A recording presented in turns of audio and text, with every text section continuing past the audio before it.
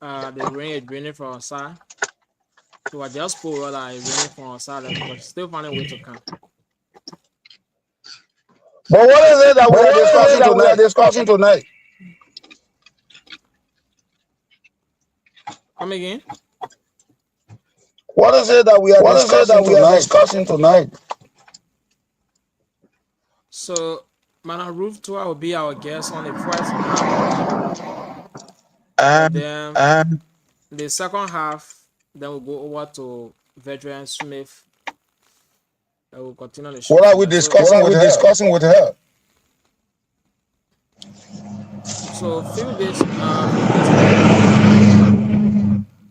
videos from her discussing about the 7th judiciary court here in Grange County on a case. We'll be telling our most about that. Yeah. So What as is you the come, case What is the about? case about? come again. What is the case What is the about? case about? Well, so she coming. So if she comes, she'll tell more, but she don't like the way the case is proceeding. So yeah, but she'll soon be here. Hmm. But however, However, if in the future, that when guests are that coming, when we guests gotta are know coming, we gotta know what the subject what matter the of subject discussion matter is of about. discussion is about. Because if we Because enter the if we studio enter the studio blindly, blindly, then we'll be doing then this we'll be service to doing this service to ourselves, ourselves, the radio the audience, radio audience, and the guests. and the guests. Like you enter the Let classroom, you you don't enter know the what classroom, subject you you're don't know taking. what subject you're taking. You see, but if you know you're going for English, you prepare yourself. Sure. Mhm. You see, but if you know you're going for English, you prepare yourself. Mhm.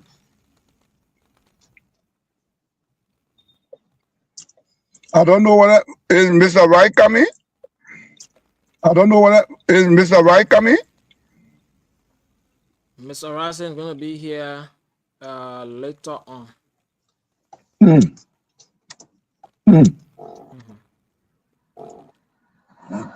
How's about Mr. George How's Nubo? about Mr. George Nubo?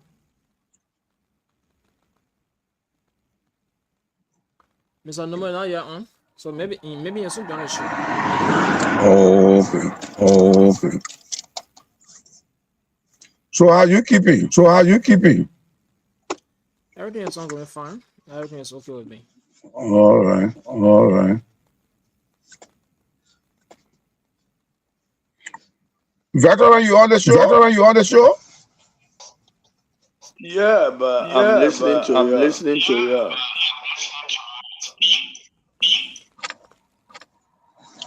Do you have any Do you idea have any why idea why Mrs. Stewart is Mrs. coming on the Stewart is show? coming on the show? I mean, just what Just what Mr.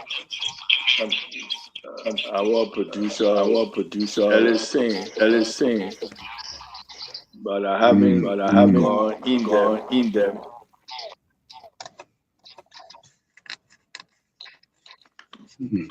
But she will But she will explain. explain. But But I I will suggest that we got to that we have got to some have handle some handle information information that will help that us will help us with the guests. with the guests.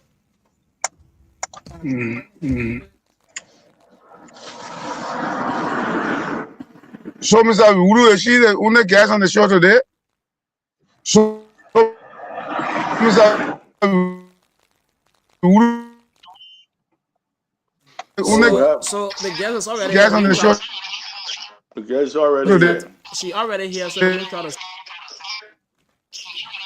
Okay. Okay.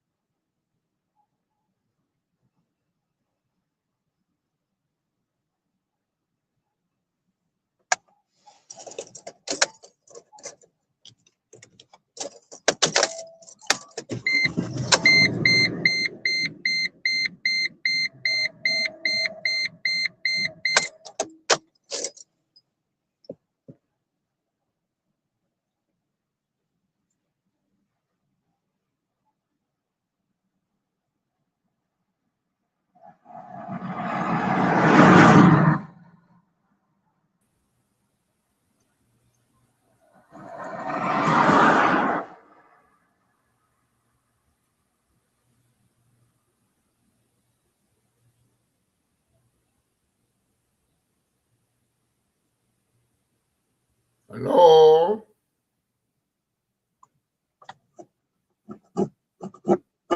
Is that Mr. George Noble? Yeah, Is that this Mr. is George Mr. Noble? George Noble. Ah, George Noble the Great. I know, George Noble the critical voice. George I know. Noble, the man who gave veterans make tough time. George Noble who put everybody on record. That is Oh, wow. George Noble, the critical voice. I see. Tonight too. I see. Mr. Nomo, how you doing? I'm okay. But Alex, I'm not seeing you. Okay. But Alex, I'm not seeing you. Yeah, you'll see me later on. Yeah. Okay. Who panicked themselves? Who panicked themselves? Come again.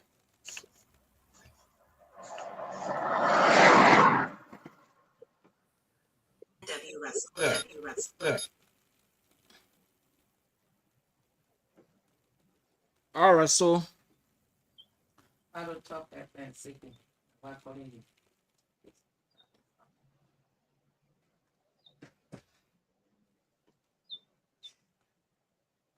Mr. Smith, Mr. Nepe, Mr. Nomo, the guest is here. You guys can just introduce yourself and then we'll go over to her so that she can introduce herself and start the show.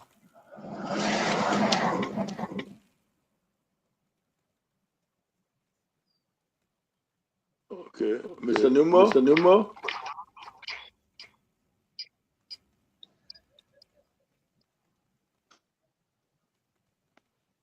Okay. Introduce I'm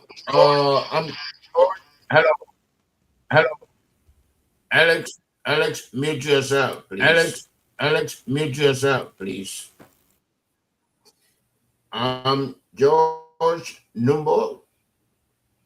I'm one of the panelists here, and welcome to our guest, and good evening or good afternoon to the people of Liberia, the listeners, to the panelists here, to Grand Jede, and to Southeastern Liberia. I thank you.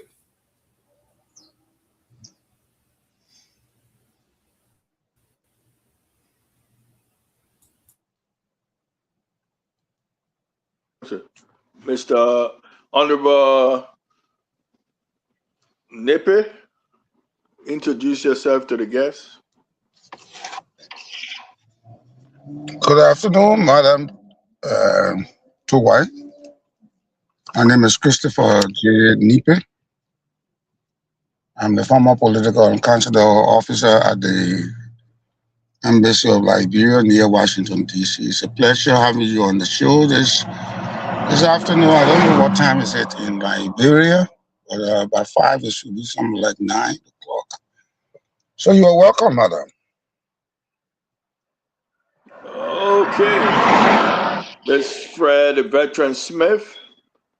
And I will turn it over to Ellis. And then he will introduce the guests.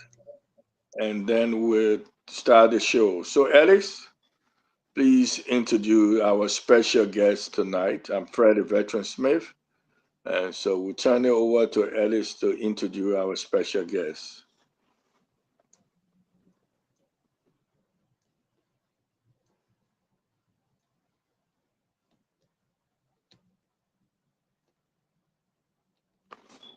Ellis, are you with us? Are you with us? Yeah, I'm here with you guys. Uh, uh, Yep, so we'd like to say welcome. My name is Alexander Doewulu. I'm the producer of the show I beg to differ, so you can now go ahead and introduce yourself. Well, good evening. Thanks for having me here tonight. I'm happy being here. Again, my name is Ruth B. Toa. People ask question, what are you saying Toa? I just laugh because all the name, the last name are on my document. And it will take time. They got Tupi Taylor, who Charles Taylor divorced all the time. She using it and married to Howard Taylor. When you say Ruth Toa and they go off, especially he follow her every day, all those people they go off. But my name is Ruth G. Toa. I'm glad being here. Thank you for having me tonight. Thank you so much for honoring our invite to be here. So this is why we saw your video on social media talking about the 7 judicial court pertaining to your case. Can you tell us most about this? Well, I think to repeat, but it's not bad. I think other people want to get me clear. Those are not listening. Notify the President. Well, this thing is direct from Nigeria. Mr. Nepe, please mute yourself. Mr. Nepe, please mute yourself. From Monrovia to Grangide. The reason I drag it from Nigeria to Monrovia, Grangide is the person that behind it. Everybody saw me on social media when I was intimidated. I was in cage for 10 months in Nigeria before my lawyer, Nathaniel Cheng Baba, put me out from Nigeria to Monrovia when William Toa sued me in Monrovia that he wanted to give me 10,000 to divorce me. All women he divorced, he just gave them 10,000 either on social media. So that's the same thing he trying to do to me. Abuse women. And he come by in this country and get somebody 10,000 with land and they get away with it. But he forgot to know that he put me from America and brought me Nigeria. And again, he didn't know the marriage rule about marriage. He didn't know that because he know how to import in women. And I think he got a PhD of trauma in women. That was the PhD he got. And the gentleman I'm talking about tonight, when you see appearing, he say, when that man talk to you like ice water, but behind it's the dirty way out there, it's too much. And not I alone. Women that know that he trauma, and he always give me excuse.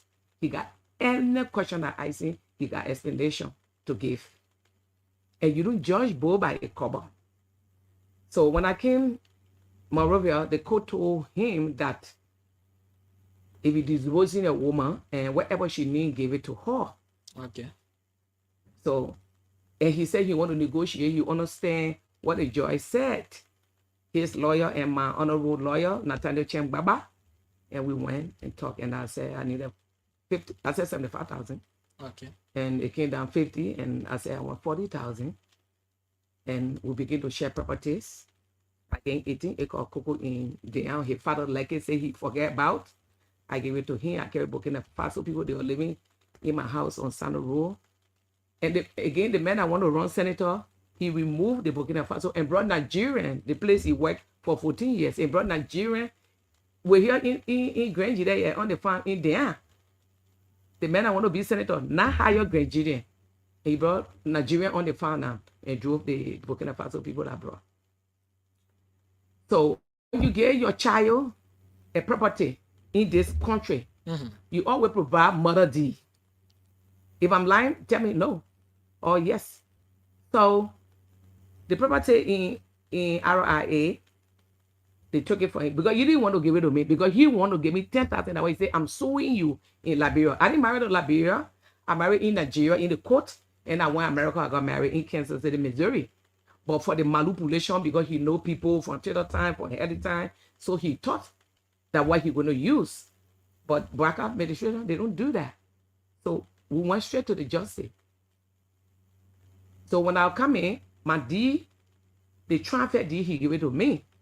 So I drop it off to Kakatown. And I'm in Grand today, my 2 months, 8 days today, but I'm not mistaken. I can probate the other D here. I mean, the other land here, the land here, we got 3 acres. I wanted to take it because I gained 18 acres.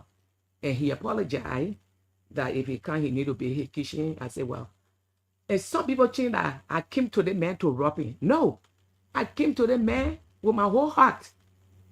And he said that all the women I've been married to, nobody go in the kitchen to cook, nobody pack my clothes different. They didn't do it. So I want people to know tonight, she came to William Toa to rob him. No, William Toa got a way to trauma women. He got a way to treat women and he get away with it. And but this time I put my foot down. In America, I like good women that I know and I ice skin. And he got explanation for the women there, why he trauma. And this is a third marriage. So people can, oh, she cannot get property. No. I said no. I said, this journey we are on, the river that we are crossing, we fall in the river, I will wake up, I will leave you there. And what everybody down to my father, Honorable Flan, Babu Flan, Dr. Flan in London, he from London came to give me in America. He never told my mother, my godmother, Monsieur Guay, Agnes Guay, to my sister, my cousin, Rachel Quia, Pine Quia, to his family, to Honorable Eric Con, Diamond Breeze Con, everybody will work on that case. And every can get change the same thing he doing on social media. And he said, no, he only want divorce to trauma people. So when I came, I presented the paper that here. And the people called me, my lawyer called me that the paper is not they still need the mother deed or letter. And the person who bought the land from, I know him, Mr. Smith. He sell land, he build houses. Okay. So then I told him, I said, tell him, my lawyer went by. I got the communication here. Wherever that come on social media, I said, I got backing, I got proof for this thing I'm saying. I'm not creating story. I'm not a drama person. I'm seeing what I saw and what happened to me if I would die. But let me speak the truth. And I know I will not die. The time I'm supposed to die is supposed to be in Nigeria.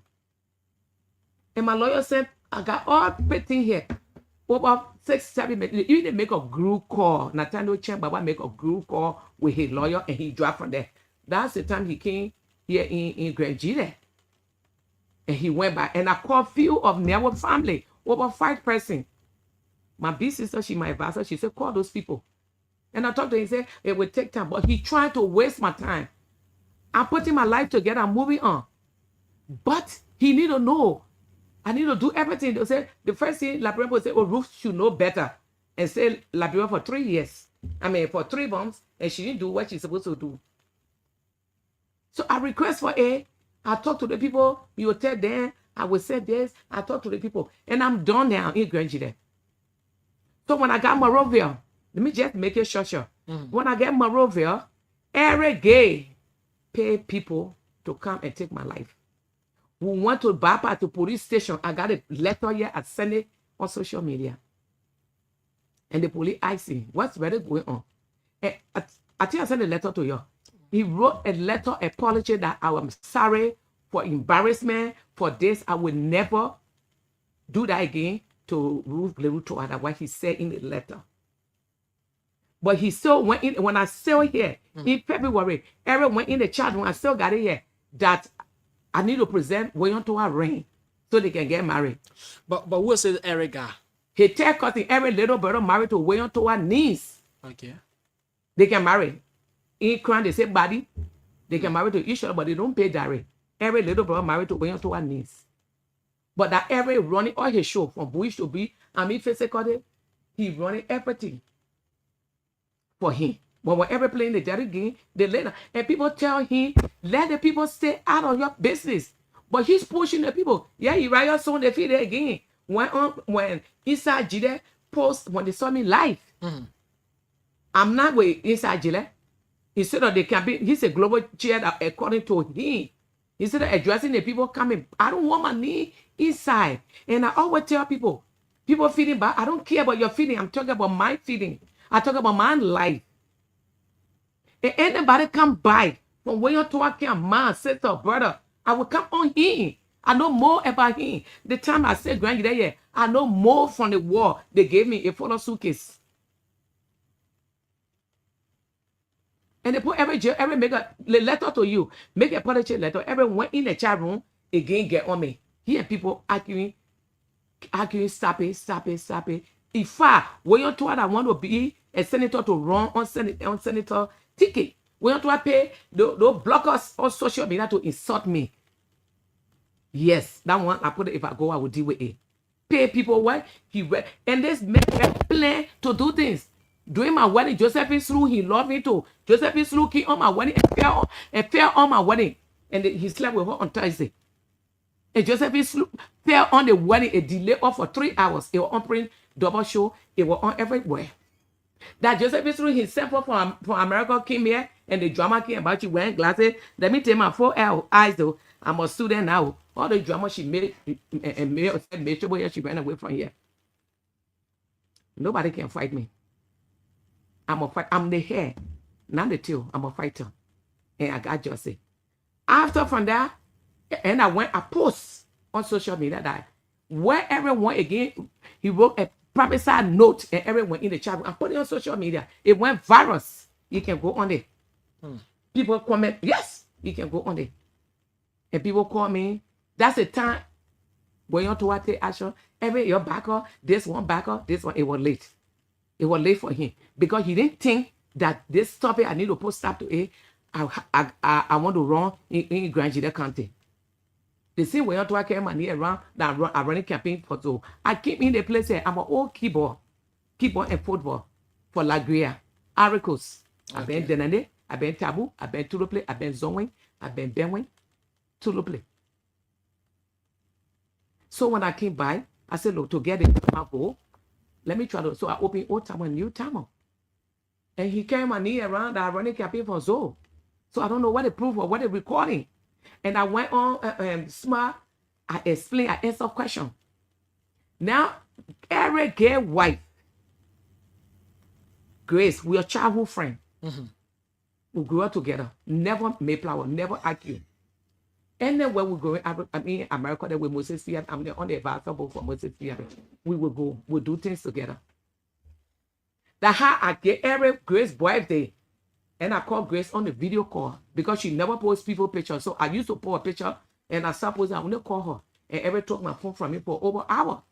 And they came back and I told her, I said, tell her the truth. What's going on? She let her church thing, tell her the truth.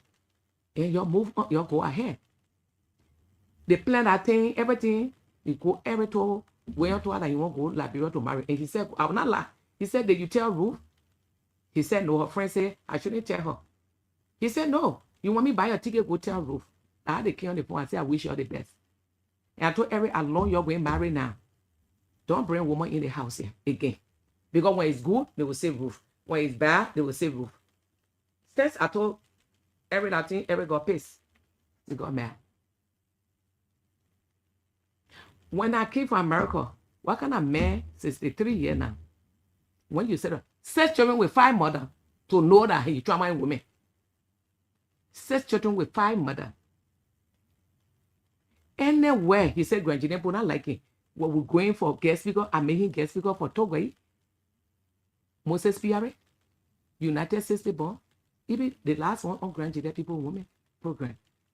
Everywhere I go, I will chat up big car. I will poke all the food because to protect him. So I never came to William Toa. I had to take property from William Toa. I came there with my whole heart. The time we go look for the rain, I saw the rain. I went, say, any rain. And I pointed at it, but expensive.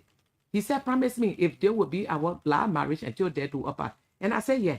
So it was something was going to cash in. He said, you didn't want the marriage.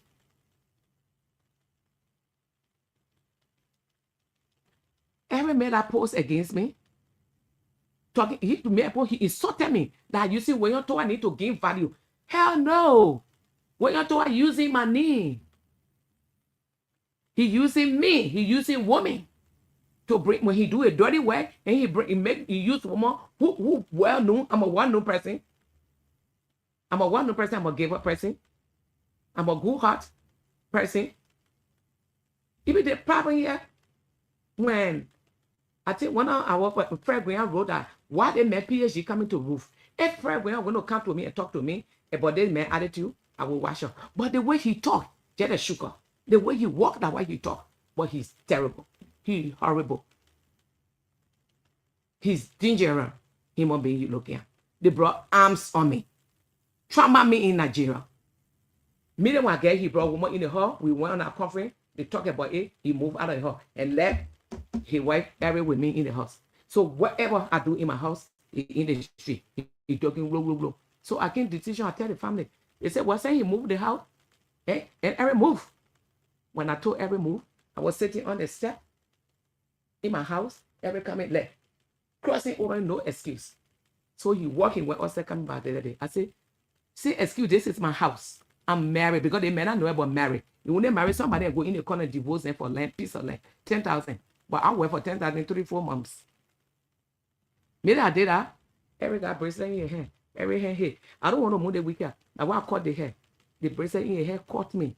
Ask my family, ask Bauflan, ask his niece, Mr. Kon, everybody on the phone. I went to the hospital, Mozambique hospital for Turkish 4 days. I brought Eric out. And they can ask him, what you in the meant? He said, the reason I inside, she put me out in a foreign country. But you forget, when you to live in Nigeria 14 years, and you brought arms on me, a diploma, go places and judge cases, and you trauma me. You know I will live for it. If I think about it, it made me angry. And now one time, it twice. When every man said getting the confusion, that he sent it, I Eric called him, and he sent it, in the house. And next day, he appeared face to face. I said, what you are doing? You are trauma me, but you answer question. You will live with that guilt and that conscience. The wife that you left, he impotent woman, I cheat on you. He never put arms on. It's me that wasted my time come to you. That's what he did. He trauma me. I in the cage. I got 2 police guard me for 10 months. If I go into the hospital, I feel embarrassed. Army got to go with me. Police got to go with me because so they can't kill me. Every bro, his so-called daughter, that black one, and start chunking right in the place. Lot of things. They blocker me to damage me. Never. You'll never damage me. I'm a strong person. When he met me again to be in my mom's house, he said, I never see that. People in America, they don't want to develop, and you are strong person like that, you come to build house in Grand Judea here? I said, yes. So I'm not a lazy person. And he went to not put me down. He got Uriah soon. He the global chair. When they feed the side, insulting me. Here, people. I need to, I got good people that know what we are doing. And they don't want to respond to him. And I responded to them. I went on my own page. And I bombed them. Now, when I came to PTs, Grace Eric gay woman, Grace Bodo, mom, that's my uncle, wife. Since 2021, whatever I come in, I give it to her. So when I came, maybe the little sister, our little sister, maybe I came to the hall with the United States bond, they came to speak to me. So when they came to speak to me, and maybe I said, go to the home and explain it because every gathered you there. Every say a lot of things. Who can be there and get 2,000? Madam Toa. Who is Eric? Sorry for the interruption. So, okay, let me reach out to her, but I think she answered it. Mr. Numa want to know who is Eric. Eric Gate, I hit third question.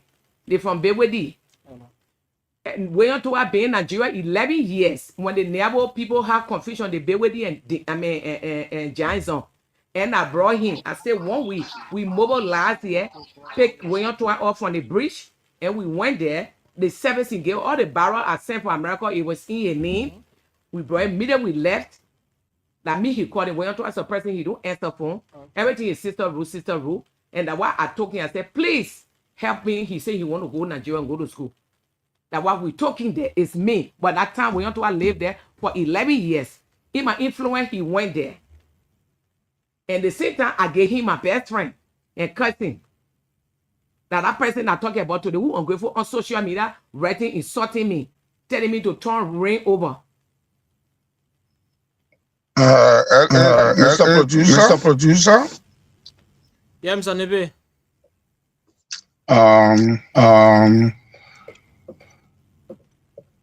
I want to thank the guests, and I want to thank you for bringing you on the show. I have listened very keenly. Somebody, mute yourself. I have listened to Mrs. Stowa, and from what I have been hearing, the matter is purely domestic. And I think Mrs. Stowa has chosen a recourse action to the courts in Grand Jida. And the court can hear the case, but I don't think we should be listening to domestic issues, because this thing concerns marital affairs. And I beg to ask for indulgence and understanding that since she is pursuing the matter in the court, she should channel all her energies through that corridor so that she can get justice.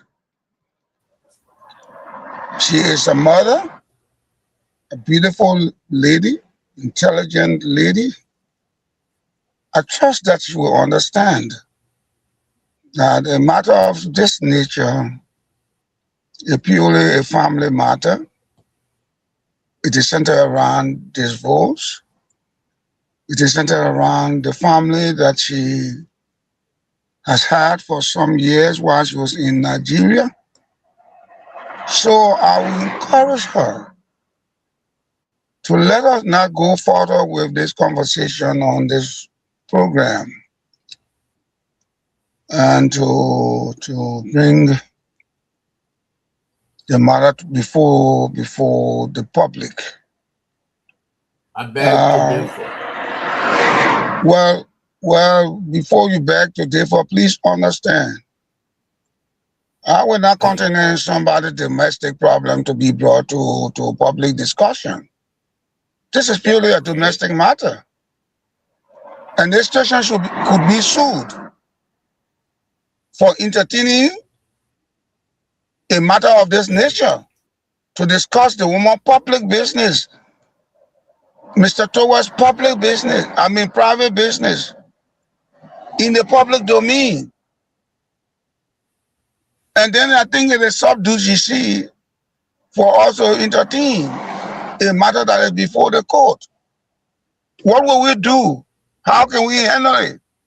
Why should we be listening to a matter that is purely domestic? And according to Mrs. Stowa, the matter is before the court. It started in Nigeria, and she brought it to Liberia, specifically to Grand Jida County. Let us do her justice. I beg her understanding for us to do her justice, to respect her, to withdraw from the studio and pursue this case in the legal manner that she has begun. That will do her the kind of deference. I'm coming before you differ. That will do her a great honor. A great honor, Mr. Nubo, wait a minute. That would do her a great honor if she listened to me And don't go far with the conversation. Sir, excuse me. I think when you hosting me, you know the reason that you are hosting me for. I'm just bringing this out where it derived from before Eric Gates sent people to my house in Zredua to kill me. And the same way on to what they meant to the court. The guy man and guys on Nebo, way on to us on Nebo, and Eric on Nebo. That's the reason they sent people to my house to kill me. I thought that the reason you know about and you brought me here. And I get in the rain. So that's it. They came from Nigeria, Morovia, and Grenada. Because at the same way on to our honor, and Eric Gates said, their case will not go anywhere, and that's the thing the judge did. Honorable County. Mrs. Stewart, His wife sister recorded in the court, and he said he found the 50 and my picture in that phone. That picture was the police, the report they made when they broke in to kill me, I seized the two phone. The police report with the phone, it was my lawyer. It was Jerome Tapping. So I said the judge to hold Susanna phone with my picture in, and since that phone is approved, but that the never thing where he boasting on that the case will not go nowhere, that when he's found Susanna, 50 that who does that in the grand jury yet? Even in Liberia, you go to court and record to the court. You record to the court, and the judge say, I find you 50 that they turn everybody, turn your phone off, and we agree. And to the door walking, Susanna took my picture, and every breaking that the case will not go anywhere in the grand jury. And I know that the case will go somewhere. I think you're supposed to know the reason that you're bringing me on here, and I'm here. Where it is right, that's the place I'm quoting to come here. So you don't know Mrs. Stewart, let me clarify. if you know it's a domestic, why you run me here? Mr. No, please move your phone. When you saw on social media, and I'm here. So that's it. So if you want me, I'm working with living. So you're good night. Man, just hold on the door. He's just trying to propose something to you, so you just have to hold on. Mrs. Stewart, Mr. Nova, making a point. For 3 months. You will not. 3 days and free Eric on our way. But then I draw back. In my own country. Why? So why I get free now? That's the thing that the message when we are going to be senator. A guy is somebody on the social media insulting me. I got all the screenshots. His so-called global chairman insulting me, measuring my knee. And he the same person, but they block us to insult me on social media. What can I speak? I'm intimidated for 10 months in Nigeria. This is my country. I will speak. If I can speak, I got a lot of press release on him. I don't care where they feel. I'm feeling my own thing. You want to disgrace her? No, it cannot happen in my presence, Mr. Nepe. I'm not disgracing her. The matter is purely domestic. Anybody will tell you it's purely domestic. That's why you're supposed to put it in the chat room. I would have advised on it. No, you're not on the floor. No, I was talking. Alex. And then I will not allow you to talk. If you Alex, let it talk. I will not allow you to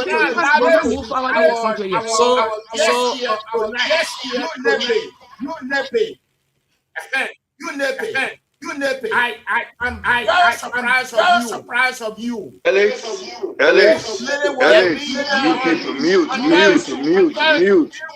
Can't you go ahead now? She wants to be here on Friday. Alex, mute. And we're talking about today. And then you question her rationale. Hey, Alex. Why you cannot act in-house? Why was the woman allowed to speak to Abed to differ? And you are blaming her here. I would never allow that. Honorable Nepe, you are trying to tarnish the reputation of Abed to differ right here tonight. And Maru,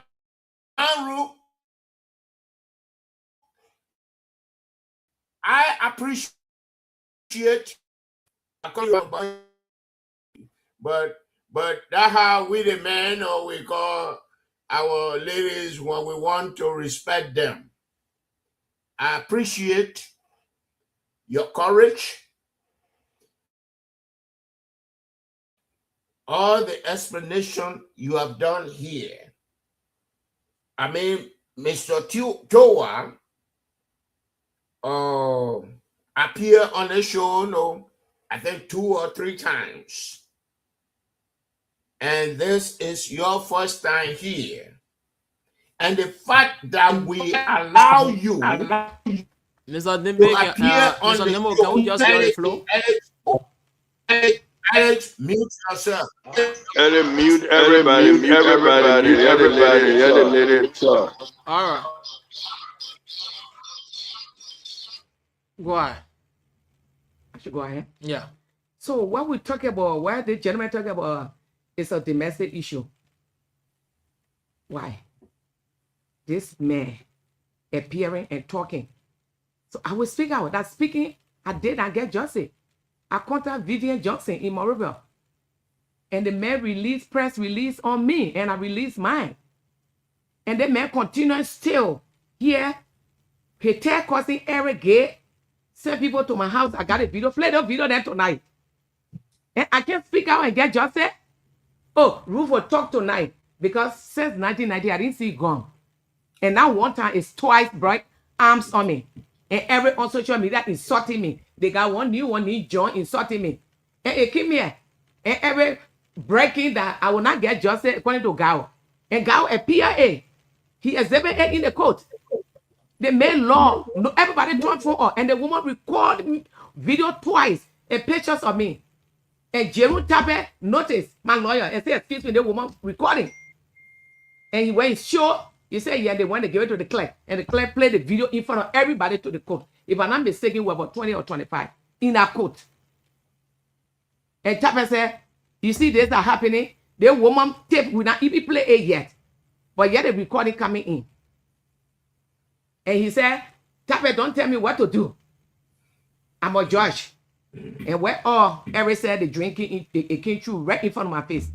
And returned that phone back to Susanna because they're the in-law. And my picture in that phone again. And he found Susanna $50. And he found my lawyer $100. He said, why you found me $100? You don't have to tell me what to do. Why the video not play? You say, I don't have evidence. And when you play the video tonight, let the Grangidians see what they're going to deal with. Because when you I will send Eric Gay to send born in Grangidia here. They need to open their eyes. That I shouldn't speak about. And the guy that ran away, they call him Fede. Fede ran away. And Fede Manu, I hold his phone. And I called the police. And Fede told me, and they said, Vletty, and he Fede, Nyone or what, tell me, if you call police and they take a phone, and not the phone I want, that the photo I want, you will disappear. And you know, in the country, somebody disappear. Now somebody over, if I don't make mistake, I can't get exact estimate tonight, over 5-6 people I heard that disappear in the country. I mean, in the country here. And that it got playing with because we went on to a manipulation, that I'm going to be silent. The reason I didn't report the case to American Embassy again, let me repeat that again on social media.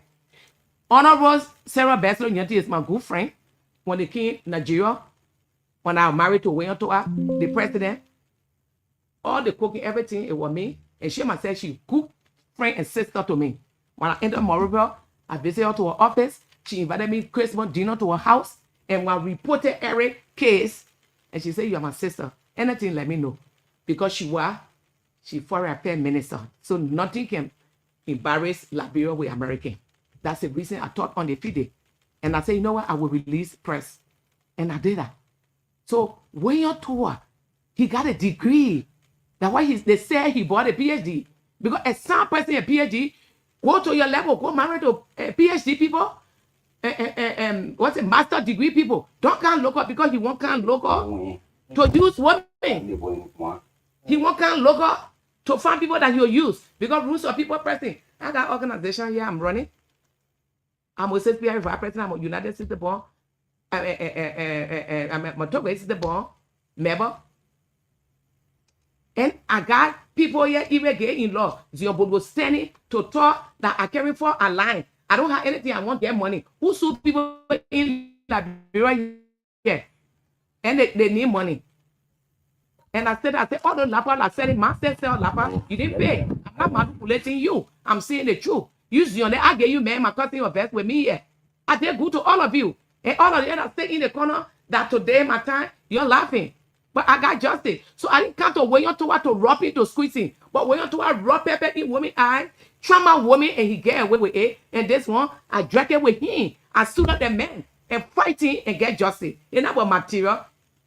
It's not about material thing. I work. But to show him sense about marriage. And always they say Congo people savage, white people savage. They're not savage. Yeah, they Eric. And on the other person, we took Eric for him, we knew. His own uncle, he lived with him, moreover, he did the same thing, and now they throw him out. In Jalata, I pay Eric couple more rent before I came in Nigeria. Nigeria, I took on my best friend and cousin I gave him. And that's why I get him with all the I send you everything. If it's not proof enough, and tell me I will provide some. I'm not yet to run campaign. I can't open all time when new timer.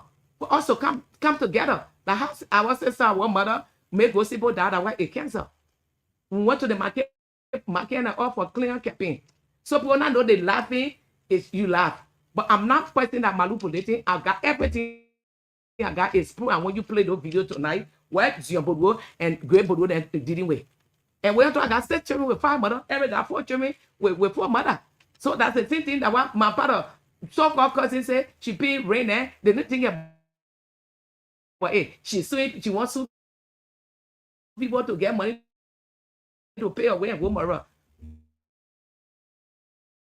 Then my car here, give me money to pay my way and go moreover. I'm not even in my own house. So he playing games so I can leave that property with him. If I go, I come back, it's obedient. When they bring what kind of man, a decent man, coming low to use people? He appear when he coming talking, sending divorce people on social media. What I gotta do? I say I'm using this name because of this. And what's he? You sending divorce people? Go and give me my mother D. My D still sending down to Kakatan. That the mother D, the one I can't do, I'm done with it. I'm on my way to go Morocco and get myself out to go America. So stop playing game. Or because I requested for it, that way you made a click never thing to send people to the heart to kill me. That I shouldn't talk about. Who recall court here? The same rule in America is here. And Honorable Gao said he found Susanna Peter that found a tape $100 for what reason? Tape said whole lot phone is the FOC. My client picture in that phone, and the man refused. He refused. So everything, every breaking about that's it. That he doing. When I'm done to you. I saw Susanna Bodo here recording to the police station in sorting. They won't beg. I saw you go on social media because your sister Great Bodo wants social media that they paying police to come use bathroom. Manipulating on police. That's the reason I want social media. I said, stop doing that. Those people, they are criminals. And Susanna said, why I call them criminal?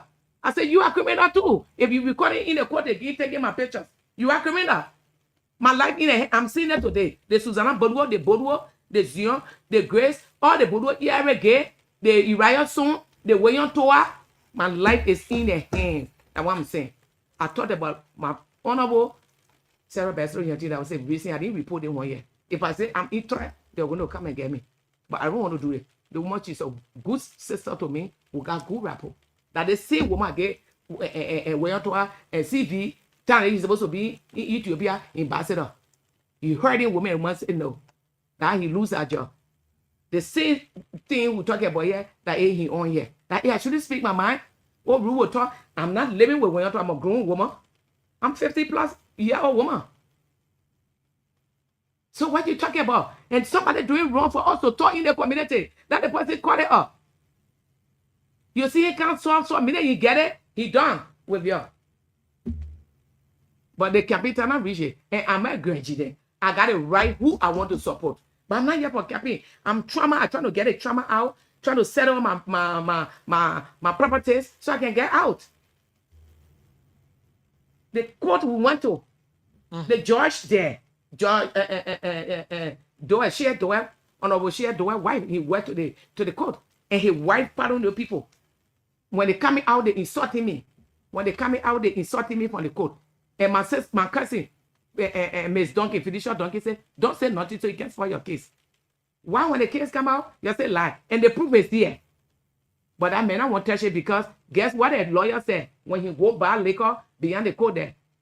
And the girl said, the way you're behaving, the case, say, but the case said when they show the video, they will go to jail. So let we hear our own year.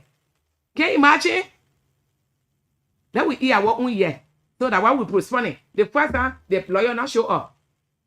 They take new lawyer. The new lawyer can say, I'm going to give him 1 week. We postpone to 1 week. We came back again. He said he got court there. He going so and so place. So I transferred the case here. My lawyer made a letter for the case to transfer to Honorable Wild Place. I will get you. I'm not carrying it tomorrow. I'm transferring it to the big court. So John Wild, I'm carrying it. I will know it will be fair here. But along every gate from Nigeria chase me. Yeah, we want to they still chase me to take my life. I don't know where everyone. You buy your own ring. You ain't going to her. Ready? I got all the proof I sent it to you there. Anything I see is proof. So I need a speaker, I need a sender. I'm not crying for way to her. Look at me. It is video you are sitting in a chair. Yes, I say in the chair and the camera they play. The camera they play in the flower. And the guy said, act like you on the motorbike. And I will be interviewer and you draw her to do a video. And when I asked Fede Manu, he said the people in America want my video. And the one I'm talking now, they call Fede Union, whatever. He the one say, he the traditional man, want my picture. He take a phone to the police and do nothing. Like you will disappear, mama. Are you kidding here? Like, I'm gonna be sure we will talk today. I talk with reason, I talk with sense, and I talk with wisdom. I'm not a talkative, I'm not a foolish person. Somebody who can't play, can't play with people intelligent, can't trauma the women. All the things I hear, but he got explanation. You don't judge boy by a cover. Let me roll the video and see. Roll the video. Let us see now. Those are lying. I want money to pay my way and go to the place here. Let's see.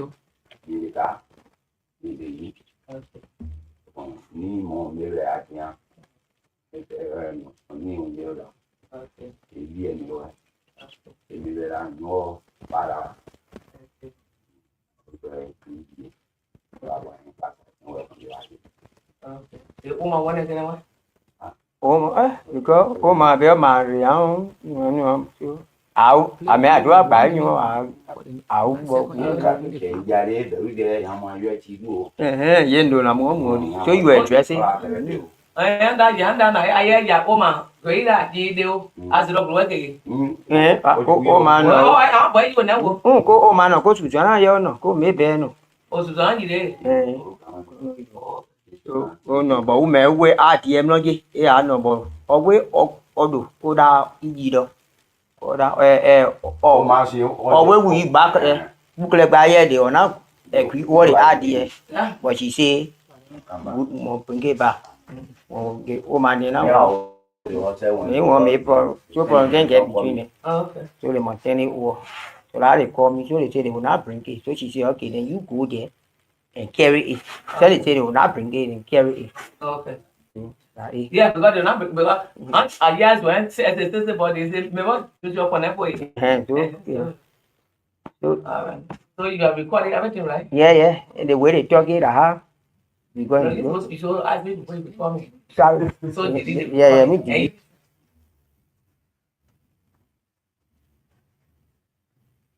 Yeah, finish your because I said that you record me. All right. So yeah, let's just for the one. Let me roll the second. Yeah. Just be them to try to roll the second one in. All right.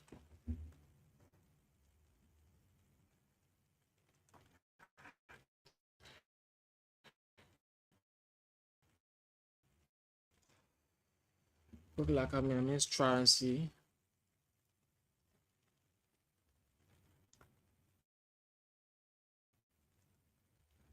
You can continue. I will say sessions for the video if I get out, you know. Yeah, so that's it. And I see people, oh, we will talk today, Gio. It's funny. Because what is me? But you know about it, man, yeah. I don't go on social media. I just go do my thing. I get 10,000. Who you get 10,000 to? Who you fool with 10,000?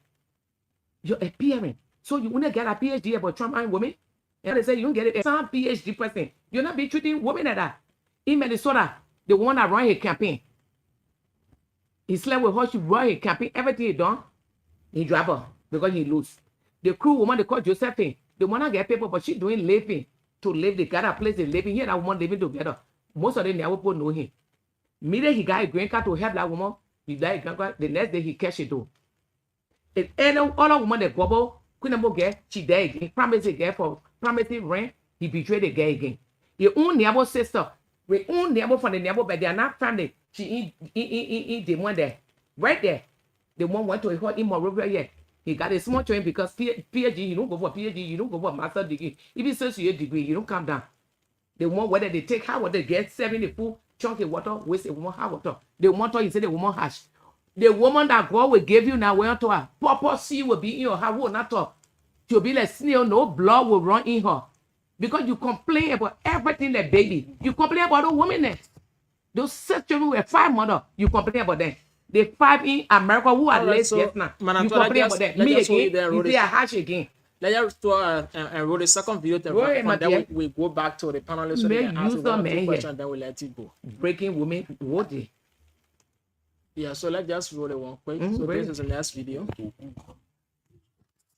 Take a camera on my people.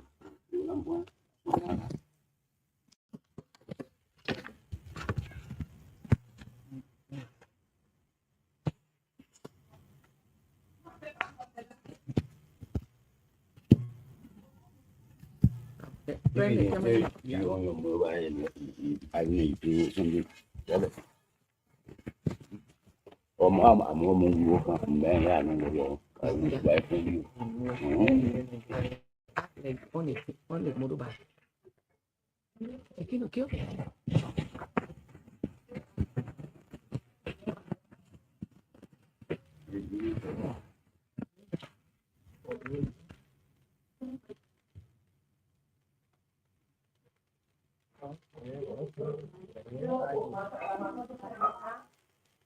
You understand?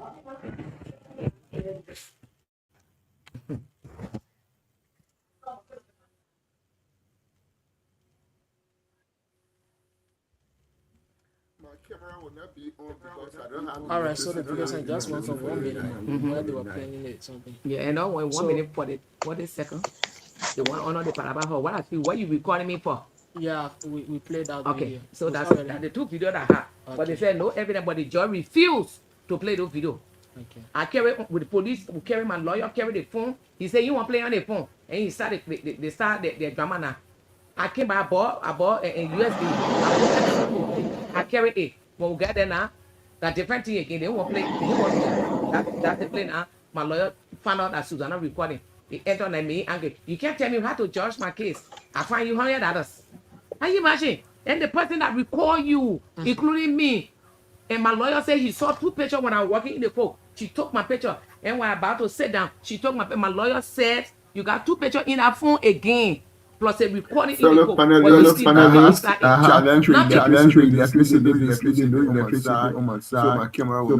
all right, so veteran, we go over to you guys, Mr. Nomo. If you have a question for you, just ask. Veteran, and then we'll let her go because it's getting late here in Liberia.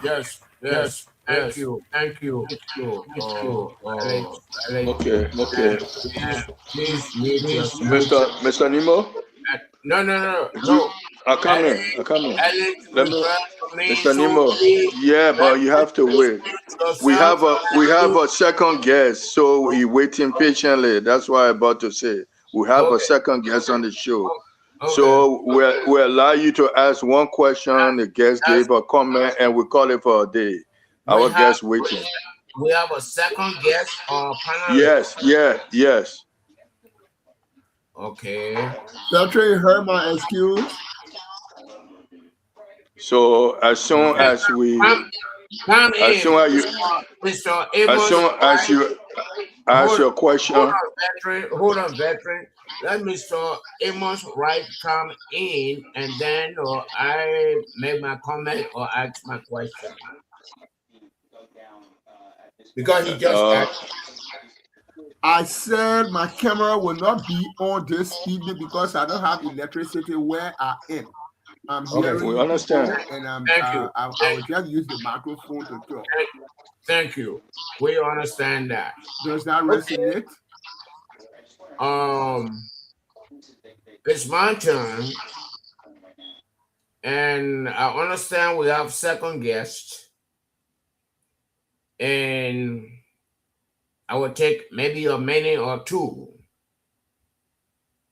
See, when we agree for a guest to appear on this show here, Mr. Nemo, ask your question. Other thing we discuss it back door. So ask your question. Ask your question. No backdoor. No, but you can't tell we have a guest. No ask your question. No backdoor issue here. Yeah, but you can't discuss things like that. Respect the guests that we bring on the Yeah, show. and that's the respect we're talking about. Ask your question. No, you are not respecting the guests either. No, ask the question. You did not, on Thursday, you did not respect the guest. Ask the question, Mr. Nemo. Because you caused the guest to go back home because you refuse to bring Mr. Nemo, ask your question if you have a question. But okay. You have to be disciplined here. Okay. Okay. Thank you. So, Ellie, Madam Manatoa, this is your opportunity to give your last comment, and we appreciate you coming today, and we wish you well in whatever you intend to do in the future. So, give your final comment, and then we call it a day. Thank you very much for coming.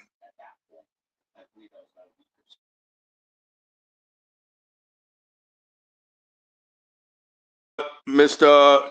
Ellis, can you mute because we can't hear her? On mute. Go ahead. On mute. I said, thank you, sir. Thank you for having me tonight with you and your team. Thank you. I just want to say thank you. I will not be silent. I will speak out whatever they feel about me. It's my life. I had to speak out, let people know what I'm going through. If they laugh, it's their business. But I know I'm in God's hand. God is protecting me. And the case, I'm not carrying it moreover. I will transfer it to Joshua, Honorable Joshua, to his court. And no, I will find justice. But if something is coming out that wrong, we need to speak it out. You want to hear that, oh, she's gone. So I want to say thank you to all my friends. I'm not calling in tonight. To my supporters, those are fighting, those I didn't even know that fighting, Eric Gay fighting, Uriah fighting, Wayanto. I want to say thank you. From the bottom of my heart, I want to say thank you. I love you guys. And you'll continue to pray with me. And I want to say thank you to my father, the Flan families, and to my mother, to my cousin, Rachel Quia, to all my family, to Morris and his wife. I want to say thank you for your support. And I want to say thank you for even those are in Grand that when I came, I brought happiness. I came here, not confusion, just for us to start back again what we used to do in Jiklo, that all I came for so we can have happiness. And nobody will silence me and nobody will stop it.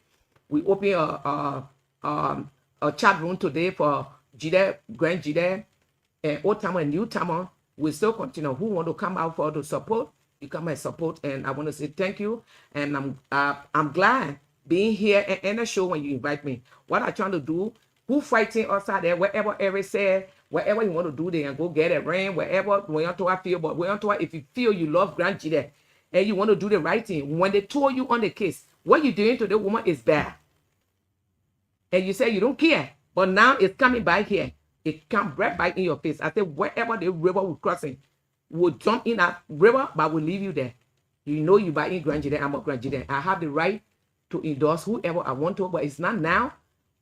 Everything I'm going through will end, and I will come back again. This is my country. I won't come back here to live 3 days like Morovia.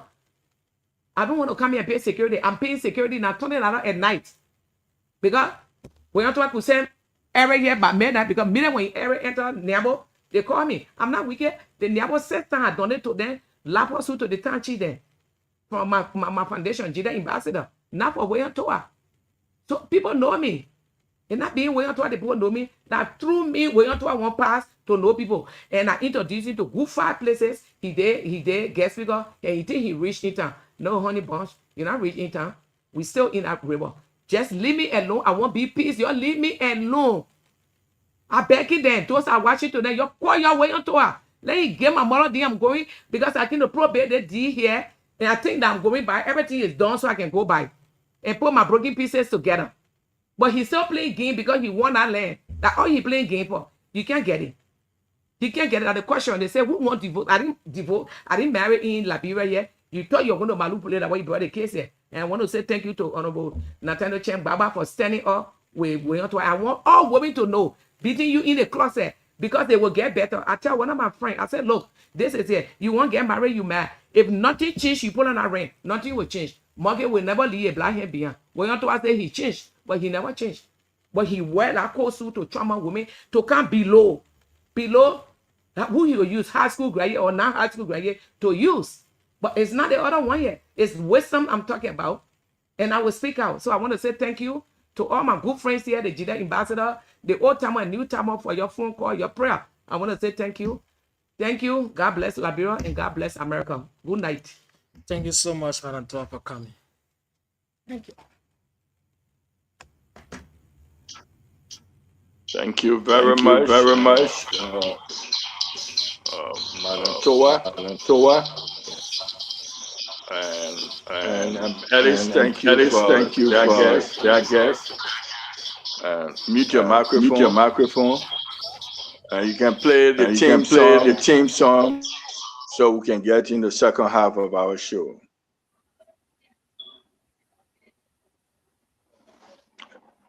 Alex? Okay. While he trying to play the theme song, our second guest will be Dr. Rockefeller Cooper will be our second guest tonight. And so what we do right now, we will go around until Ellis can come back to play our theme song. We just introduce the panelists. Okay. Available for the Why second can half. I go on the phone line? Hello. Why Ellis cannot go on the phone line on the first round? Because after the first round, the second round, people will be asleep in Liberia. And Mr. Nemo. I want to register my protest the way we treated Mrs. Toa is disgraceful. Nobody mistreated anybody. We gave her the honor. Nobody mistreated. Nobody mistreated her. You and Nippy. No. Nippy was just saying something and you didn't understand what he was saying. No. But we'll talk that one later on. Let's say. You guys say who can understand people. Okay, Mr. Nemo. Okay. Claudius, welcome to the show. Claudia, are you with us? Yes, I am. Thank you. Hey, okay. How's everything? Introduce yourself. And okay. Waiting for Ellis. Ellis left. I think he walking the guests outside. We had a special guest the first half of the show. I can't remember the first name, but I think it's Mary Toa. Ruth Toa. Ruth. Okay, sorry. Okay. No, we did. So can you outline what the guest was with what the show? You know, can you just outline what it was? We have our second guest will be Rockefeller Cooper, and we'll be dealing with forensic. At the second time he was here. But then, because the show lasted over the 1 hour period that was requested, so he will be coming back as soon. But the man reappeared after we could not get Ruth. So why is he coming on today? All that was done because there was interference with the show on that day. Okay. Yeah. I told you the discussion I had with Archie, and Archie said it was a mistake. We can't discuss all of that. It was a mistake. It was a mistake. Allow me. Yeah, but we did that. We already did that. Know why you like to take over the show? No, but you bringing a story. You are not a host. But if you bringing a story, we already feature the guests. We feature the guests already. So for you to bring, no, but we already feature Mr. Newman. Mr. Newman. Mr. Newman, that's not why you bring. You can't discuss things like that. You can't do that, Mr. Newman. Yeah, you can't do that. Nobody treated nobody. I don't like that. Professional. He was professional. He was. No, the man was very professional. He was just giving professional advice. That's what he was doing. He was giving professional advice. So, Mr. Nippy and Mr. Newmo, we gave you a chance to ask the guest question. You didn't do it. So we were very professional. I made my point. How would okay, but we didn't disgrace her. And those we didn't disgrace her. People know who say, oh, your feminine people, you're there for women rights. Mr. Newman, Mr. Newman. It came time, and you failed, and you didn't even want us to go on a line. You don't want us to go on a line to find out from the audience how they felt. No, Mr. Newman, the way the show we put the show on, not how you want to do it. We bring our guests on, and when the time comes, we go to the audience. Yeah, don't do that. Ellis, are you with us? Alex, that is your problem. I mean, that is her ego. Ellis, are you with us? Yeah, Alex, yeah, you gotta be around. Vedra, here we are. Put the team song. All right.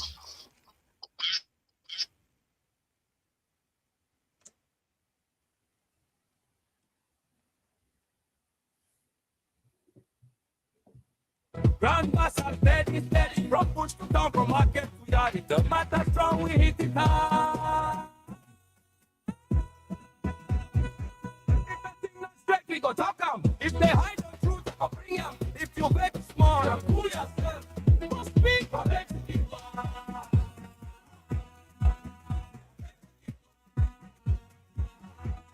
I beg to the farmer people, oh. If it's not correct, we go talk am so. 9 o'clock till 12 midnight. We fit me and we ready to fight. No palaver, no fear inside. Truth must talk, we not go hide. I beg to the farmer people, oh. If it's not correct, we go talk am so. We fit me and we ready to fight. No palaver, no fear inside. Truth must talk, we not go hide. People, my people, oh. People,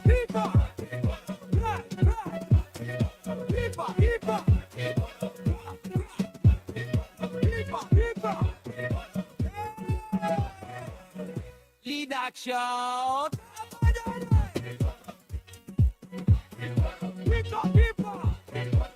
People.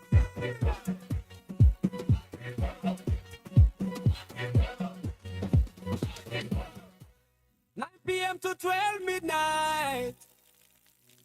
The problem time, no sleeping business. Your voice matter so. When the issues get hot, when the debates get tough, when opinions collide and the truth must rise, this is the program where voices are heard. I beg to differ. I beg to differ.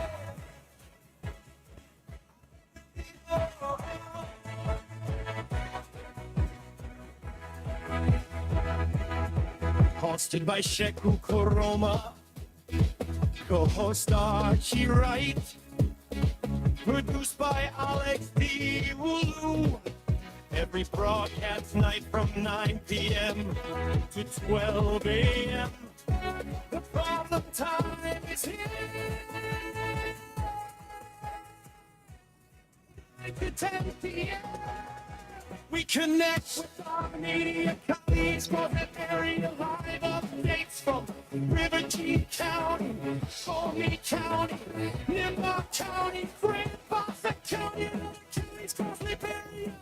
We bring you real updates, real stories, real voices. From 10 p.m., the discussion begins. We bring in powerful guests to break down the issues that matter most. With our strong panelists, Mr. George Newbo, Fred the Veteran Smith,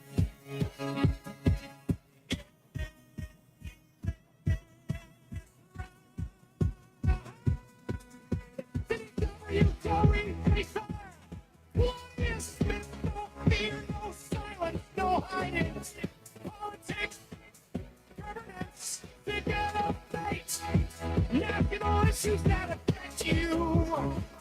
If you disagree, speak up. If you have a point, bring it. Because on this show, we beg to differ. We beg to differ. We beg to differ.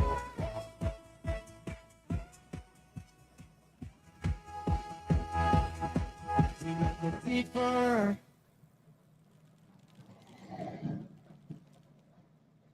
I beg to differ. Liberia. My people like Taibo. Top FM 105.3, we on the air. Leader, shout, Sheku Koroma.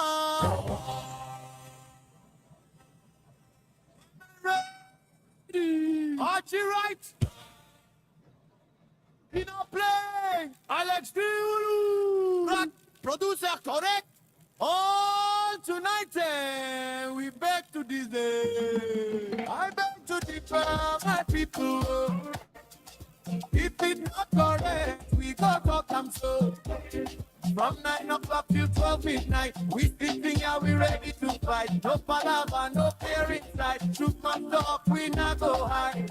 Call Mr. Kotubo, bring that sense. Ready veterans, speak to nonsense. I must right up and clear. Anthony W.K. should make it think clear. Audia Smith, strong woman, yeah. You wrong, she goes there. Leader G, how this like? For me, county, we they like. Nimba people, you ready? Numbers down, steady. From push to down, from market to yard. If the matter strong, we ain't think that. If the matter strong, we go talk. If they hide the truck, we go bring them.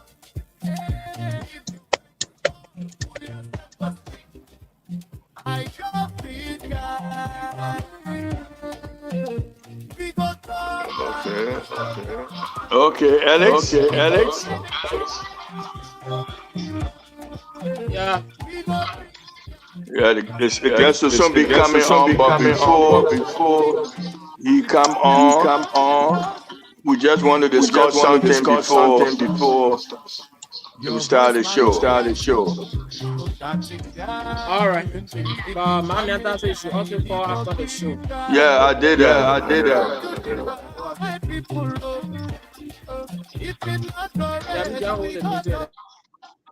Okay, thank you very much. This is the Fred Veteran Smith. This is the second half. I beg to differ. Hope you did enjoy the first half of our show.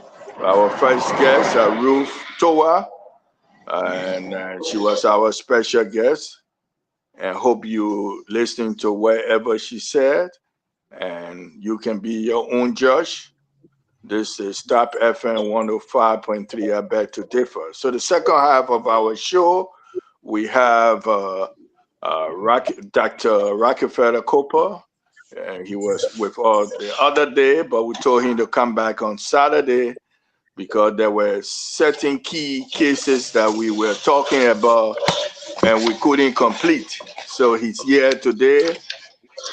Instead of wasting any more time, let's welcome him to the show. Before we do that, as primary, we let our panelists introduce themselves, and then we go to our guests. So let me start with Claudia, and just introduce yourself to our guests, and then we'll go around. Okay, finally. Thank you very much for having me on the platform. It's a couple of weeks, but I'm happy to be here, and it's an honor to have you, Mr. Cooper, because you have a very prestige career. You know, I watch a lot of criminal investigative shows on TV, and it's an honor to have you on here. And to be able to ask questions of stuff I really want to know about. So, and I also appreciate everyone as well for being here on the show tonight. Thank you. Thank you.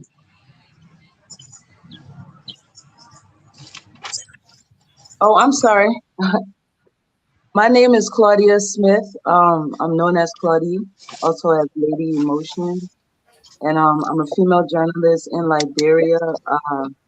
I have a bit of cliche when it comes to investigative reporting. It's one of my favorite, areas of coverage. So, like, again, I'm happy to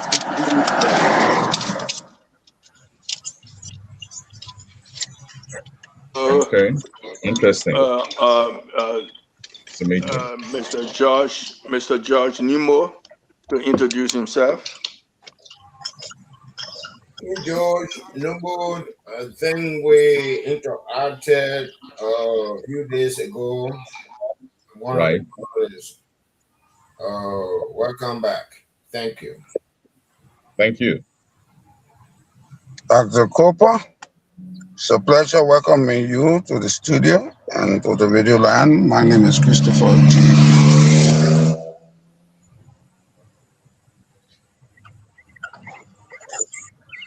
Yes, Mr. Napier. Let's go to Alex. Introduce yourself to the guests. All right, so Mr. Cooper, I want to say welcome back. My name is Alexander Doewulu. I'm the producer of the show. I beg to differ. I'd like to say welcome. Okay. So let's go to Mr. Cooper, Dr. Rockefeller Cooper himself, to reintroduce himself, because some of our audience last time he was with us might not be the same today. So can you shortly introduce yourself? Sure. So good afternoon, good evening, wherever you are in Radio Land. This is Dr. Rockefeller Cooper, a Liberian by nationality, who currently resides in the United States, though I'm currently in Liberia. And I happen to be a forensic medical legal death investigator, where I'm involved with cases trying to establish the cause and manner of death, where I work with different key players in the field. So basically, I've been in the U.S. for over 25 years now, where I completed my bachelor's and my first master's at the Alabama University, and then I matriculated into medical school on the island of St. Kitts, and that will be the Windsor University School of Medicine, and then. Basically, during that same period, I was able to start my training in forensic with a concentration in forensic death investigation. So that's just the fast version as compared to what I did the other day. But I'm deeply involved into forensic death investigation, something that I have a passion for. I think there's interference from Mr. Yeah, please mute everybody. Please mute yourselves, and when we're ready to ask questions, then you unmute. So everybody mute. Okay. Continue. So, Okay. yes. So, like I was saying, so I do have a deep passion for forensics as a whole, though my focus is on forensic death investigation or medical legal death investigation, so to speak. I've been in this field now for 10 plus years. I've seen several cases. I've learned that no two cases are the same, no matter how close.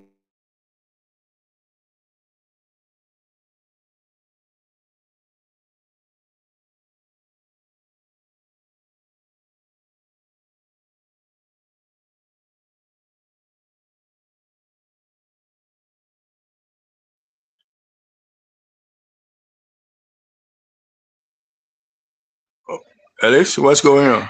Hello? Hello? No sound?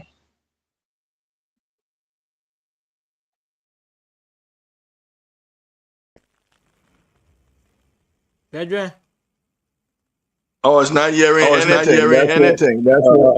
you confused? Are you confused? no, Okay. it like his screen freeze. Oh. I send you Save something. Can you put it? Can you put it on The the screen? Put it on the screen? I send it to Only your WhatsApp. I send it to your WhatsApp. what is? Let me see. Send in the chat room. Okay. Yeah, the chat room be easy for me. Okay. So I hope he can come back. come back. So while waiting for him to come back, we had we had a letter on in our chat room, and want to briefly clarify that letter from the executive manager. So, Honorable Christopher Nibre, can you touch on that letter? I think Mr. Nubo guy is on. He has not muted himself. Okay. Can you mute yourself? It's not true. It's not true.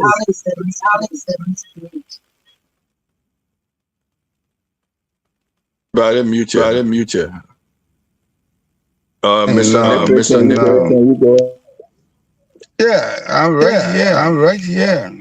And Mr. Nubo is on the other side.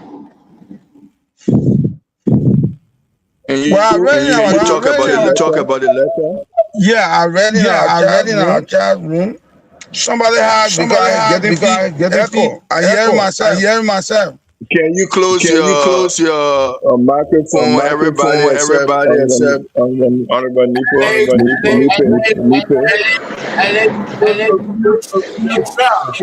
And let me Claudia, can you close your phone? Claudia, your microphone. Mr. Nemo, your microphone. Everybody close their microphone. Okay, go ahead, Mr. Nemo.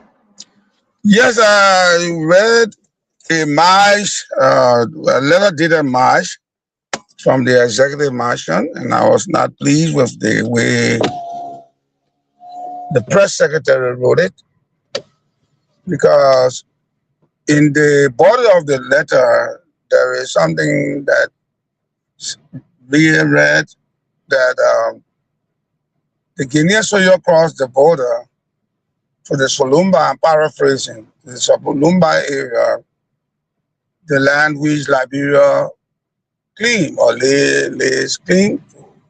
Now, I don't know what got in her head, how she managed to phrase it. I understand she's a legal practitioner, and that she will not put her second eye or third or fourth eye on it, and then she will send it to the public, because what that letter does is that it impeaches upon the character of the president's office, our own character, on Liberia. That if you say Liberia is laying claim, instead of saying that the people transgressed our territory and came into with their guns, appears to me that the place is not ours, but we are trying to claim it. So the Guinean people had to cross the Macondo River to come to the Slumba area, that chiefdom in Foya. to the land that we lay claim on. But it is like she does not know the history of Liberia. If Liberia was founded in 1847, if Benjamin J.K. Anderson, the Grebo surveyor, who went beyond the Devil's Mountain, if Dr. Abayomi, what is his name, Kanga, is on record to have stated in history that the areas in Masanta, Gegedu, Franana, and in Zalikore House, one would think that the legal scholar who is press secretary to the office of His Excellency, the President of Liberia, would have done that office due justice. But not saying Liberia is laying clean. They say the land that is Liberia's is being claimed by the Republic of Guinea. And that's why I thought I to write Archie right away. And I say, well, we need to discuss that letter with the view of letting the marshal know that you can't do that. The press secretary should be very, very, very careful. You have Dr. Corner in that office. You have Tikwe in that office. If she's not clear on the language or anything that has to do with Liberia, go to these people here. And then they will be able to give the appropriate advice. Then they just send something jump something to the public, and they go wild into the world, and then Liberia looks bad. So that's why I thought we should look at the contents of the letter and do a very gentle analysis on it, such that we cause her not to do it. I think there's another thing that wants to talk. The microphone is open. Okay, Mr. Nemo, you want to add on the letter? Let me put my mic off. My microphone is not open, even interference from the background.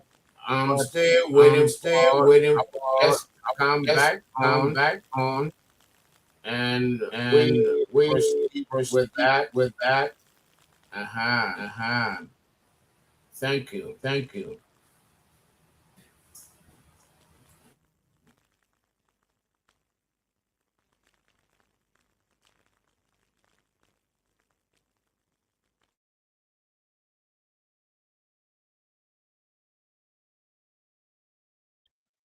Okay.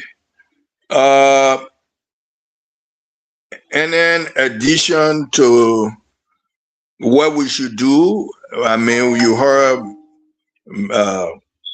Honorable Nippy talking about the mistake of the secretary.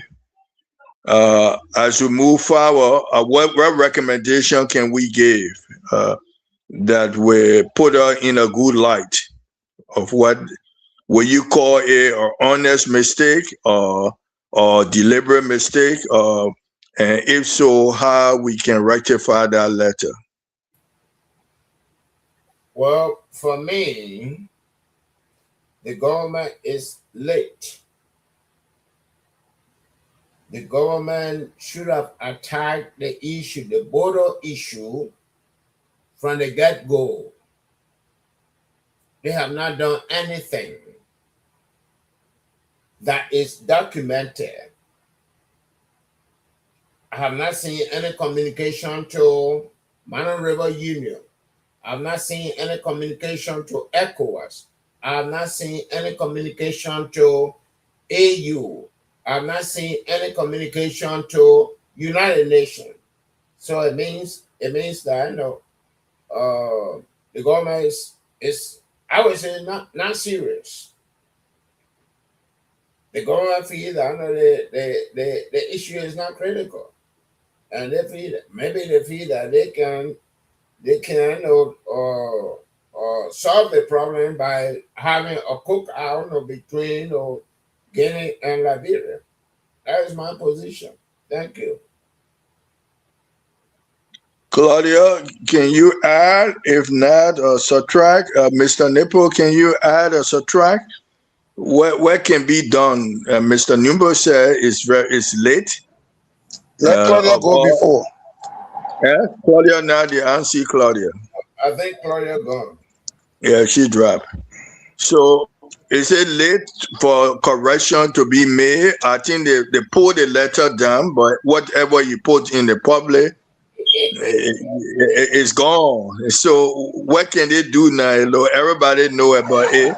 And the purpose of bringing it right now, that we just add, not only to embarrass the government, but to compare and contrast with Yeke Columbine. Can you put both in the same weight or are two separate things? No. One is within the domain of the executive. The other is in the area of the legislators. And one has to do with rules and order that was purported to be the reason why he is being expelled. The councillors, press secretaries' error is such that she has to be a little bit careful. She has to be a little bit careful because whenever these kind of errors are made, where the government, it means that the president is laying claim to something that he doesn't own. And the office of the president is a very distinguished office. The president, the press secretary should not just come on, just write for writing's sake. Especially when I understand that she says she has legal competence on her belt. That is, she's experiencing government? No, she does not have that. So you have Professor Conan, who is there, who was director of the Foreign Service Institute. You have the Minister of State for Presidential Affairs, he is there. And those two eyes can look at any press secretary document before the release comes out. We were taught in school, wherever you did your quiz, test, or exam, make sure you read over it. You read over it, maybe you got a wrong answer. I think Mr. Nuwo will agree. Maybe for him as an engineer, if you want to engineer somewhere and there was an error, you will want to proofread it before he can send that report in. And that's what I'm saying. So it has no correlation with what Mr. Yeke Columbine has been expelled for. That's a different matter altogether. And that the government is late, I think the matter is being handled or is on the verge of being closed. Because we read in the bottom of that letter that it was dated March, the month of March, that the president of His Excellency of La Côte d'Ivoire, Alassane Ouattara, will be in attendance. His Excellency Madabio of Sierra Leone will be there.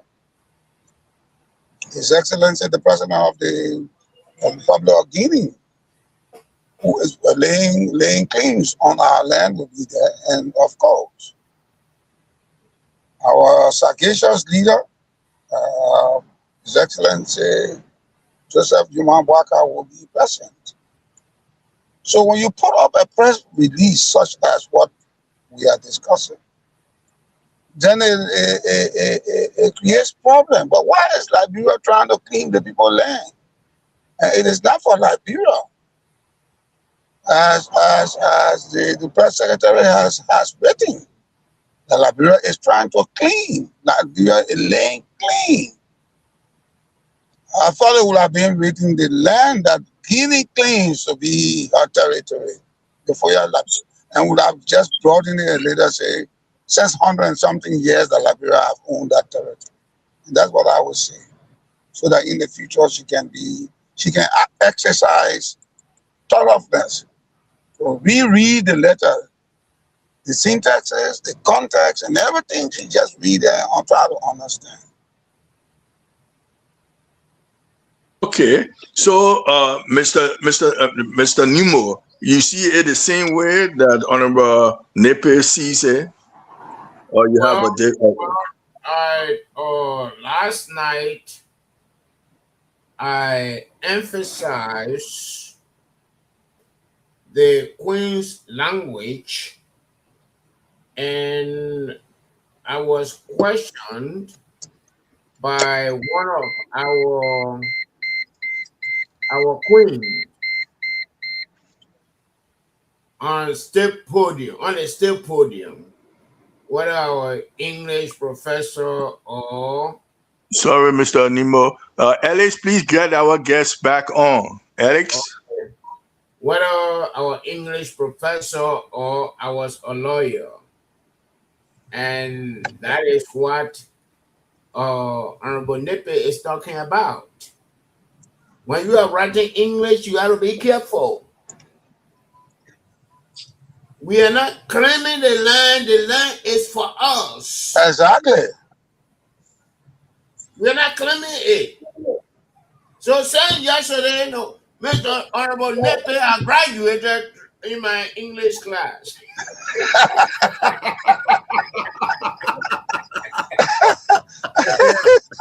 I read my case. Congratulations. I hope you're not giving me a false pass because your name is Nubo and I'm Ipe. No, it is not honorary degree. It is a degree. Let's go to our guest. Okay, we have our guest back. And the TI Forensic Consultancy LLC, Dr. Rockefeller F. Cooper is a Liberian by nationality. In 1998, he started his post-secondary education at the Cottington University College and located in Swakoko, Bon County. As a biology major, 3 years later, he transferred to Alabama Agricultural and Mechanical University, AAMU, where he obtained his bachelor and BSc in biology pre-med. And on May 10, 2003, he followed by his first master in biology with emphasis in microbiology in July of 2000. So at this point, I would just start where he would give us his journey, from there what I read and where he finds himself right now, and then we'll go into the other aspect of the show. So I just read briefly what you have accomplished. Why from there wanting to be something different, but you found yourself, your journey taking you to another area that you never anticipated. How you got there? So my goal has always been to, have become a doctor. But after the death of my mother, I got quite fascinated with death and death investigation, because there were a lot of unanswered questions, a lot of things that didn't make any sense. And so I found myself taking a deep dive into the world of forensics, not the field of forensics, but the world of forensics, because indeed it is a world of its own and it has very few citizens like myself. So I've been on that path ever since, and I've just been, deep sea diving, if you want to call it. And here I am today. So and it has been quite therapeutic, knowing that I'm able to help other families secure answers and have closure, something that I was not fortunate to have acquired after experiencing, my mother's death. So I understand why people go through, especially with grieving. I know exactly the type of damages and harms that death investigation can prevent, because without it, people go to war. Death is something that is very hard to accept, even though it happens every single day, every hour on the clock. So I have been, yes, that is me. You know, I've been in this business for a while, and like I said, you know, I do it like I was saying earlier before we had the braking transmission. It's something that I enjoy doing, and I wouldn't trade it for anything else. So that's about it. Let's go to the services you provide. I hope Ellis can bring it on the screen so we can get to see all the services you provide. And then we'll go to our panelists to ask questions. So Ellis, can you hit probably the advertisement portion that will bring the services?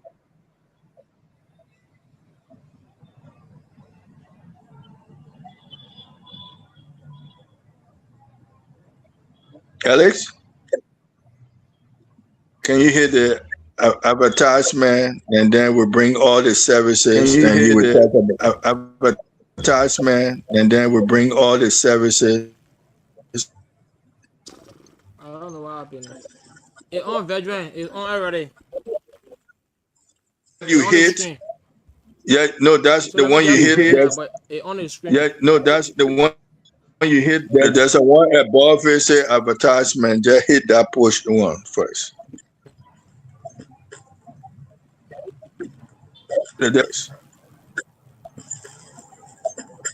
okay there. I should go down again.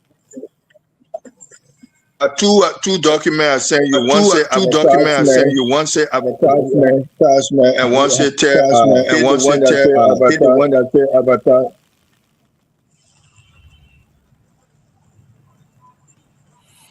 Let me see what I can put out.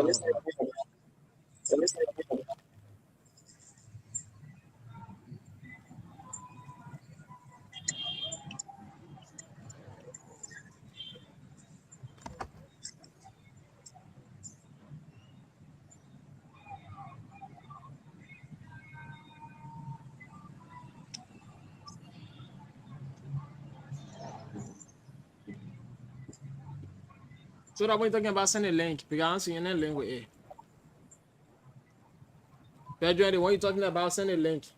Yeah, above it. Just you see advertisement. Just hit it.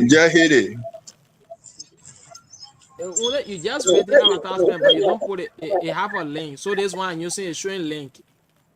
That's one. And when you hit the other one, will hit.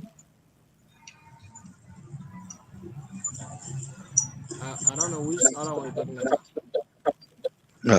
No. Okay, I would just send it. Yeah, because they won't have link, so the link allow you to go through it. If you want to read more about this, it also permits you to read more. Okay, I'm sending it. Okay.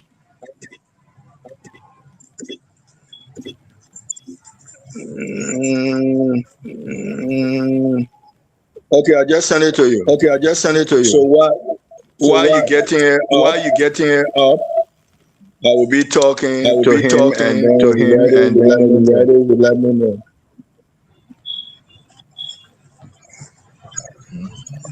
So, Dr.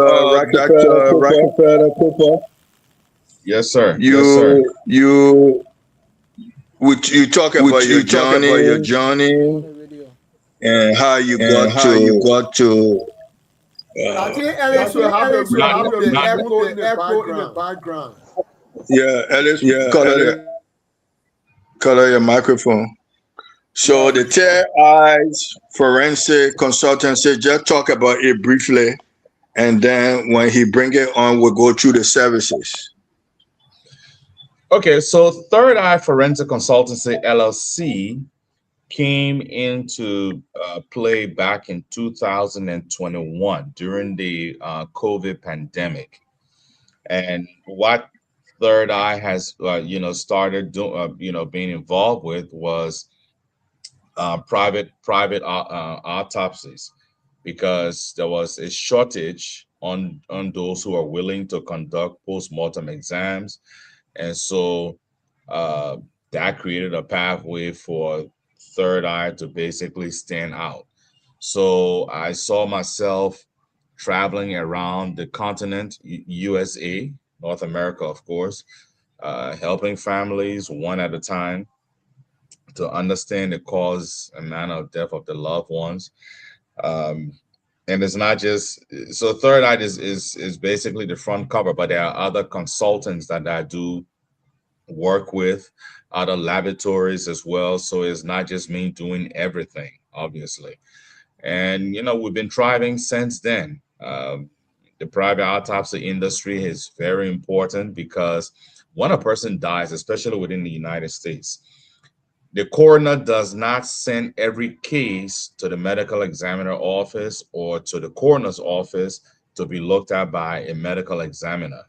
And when the body is turned over to the family, and the family, on the other hand, has doubts, their only option is to seek a private autopsy. And that is where, you know, we come in, and that's how we've been coming in to help families. And so that's basically it. And I thought about the deficit that exists in Liberia, the serious deficit that exists in Liberia when it comes to death investigations. And so I decided that I need to see how best I can help my people, because what I can do in the United States per se, there are others who can do it. But in Liberia, there is a state of non-existence as far as forensic medical legal death investigation is concerned. And so we've been a registered business in Liberia now for a little over a year. And, you know, I look forward to helping my people. So that's basically where we started from and where we are. And you have a quotation, and it's very important. Only with experience can one use the tongue to count the teeth. What were you trying to say? So when it comes to death investigation, you know, you don't just wake up one morning and think that, you know, that you have the courage to conduct death investigations. I can assure you that you will flunk more than you've ever flunked before in any experience of life. You know, so it is a unique area. It requires a grave amount of dedication. And it is done only by certain people. Not everyone is cut out to be a death investigator, let alone to work as a death investigator. So you have to be psychologically prepared, spiritually prepared. Obviously, your mental status has to be intact, because no two cases are the same. Okay, and yes, so with experience, you know, you're not going to put your dirty finger in your mouth to count your teeth, right? So you use your tongue to check your teeth, and you still get the same number. But it is not what you do that matters, but accountability is basically bestowed upon the manners in which our endeavors are conducted. So when it comes to death investigation, you need to be able to put the pieces together, because every case has a picture. Now, are you qualified? Do you have the experience? Do you know what it takes to put the pieces of the puzzle together so that that picture will be developed? That is something that's yet to be unraveled. So to make a long story short, you know, that quotation is basically just talking about the experience that is needed in order to conduct forensic cases, or to handle forensic cases, so to speak.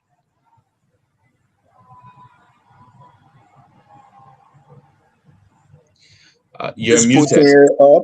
Where it is putting it up. Let's look at the first service you perform, and then he will put it up, and you can go and elaborate more on the others. Decomposition, I think I saw.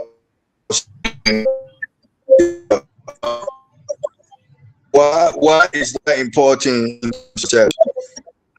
Okay, so yeah, so the line is breaking. I didn't get the question quite clearly.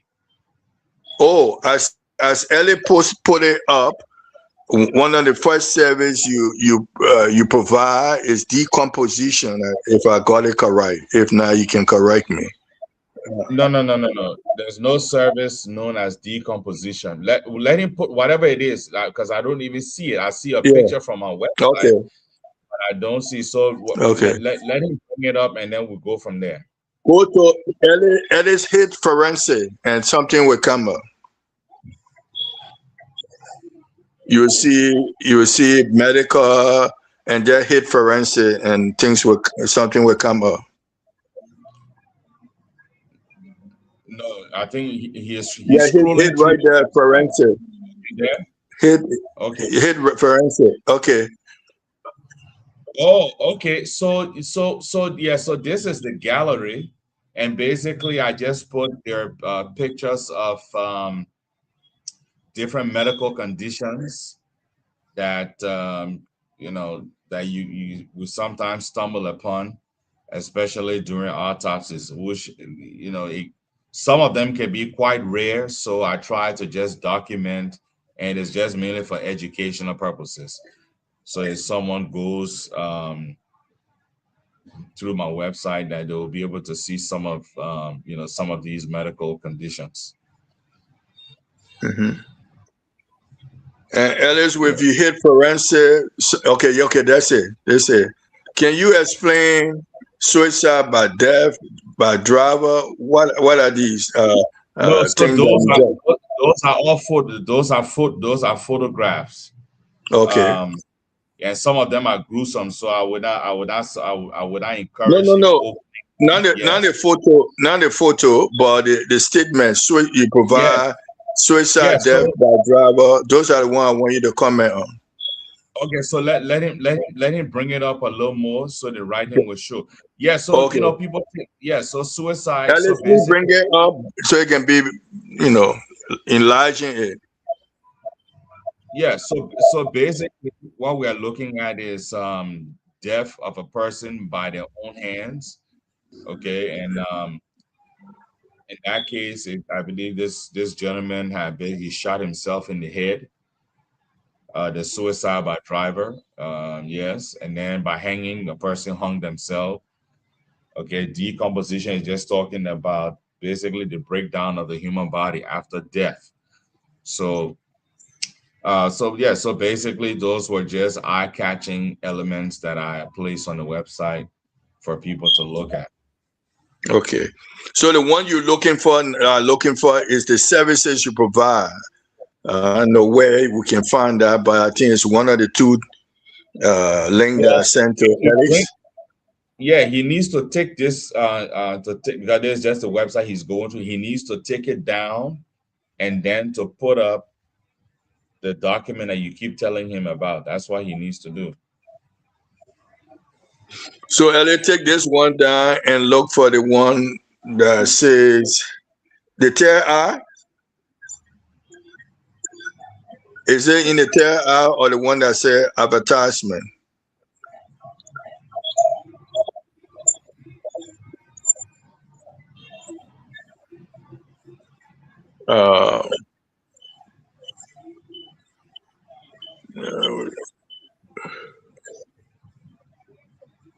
You go up. Okay. Alex, go up.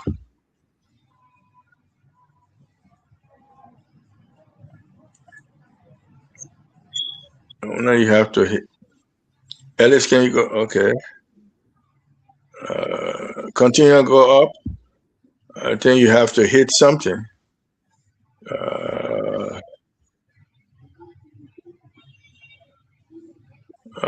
Okay, come back. It says exploring our main services. You think we'll be under there?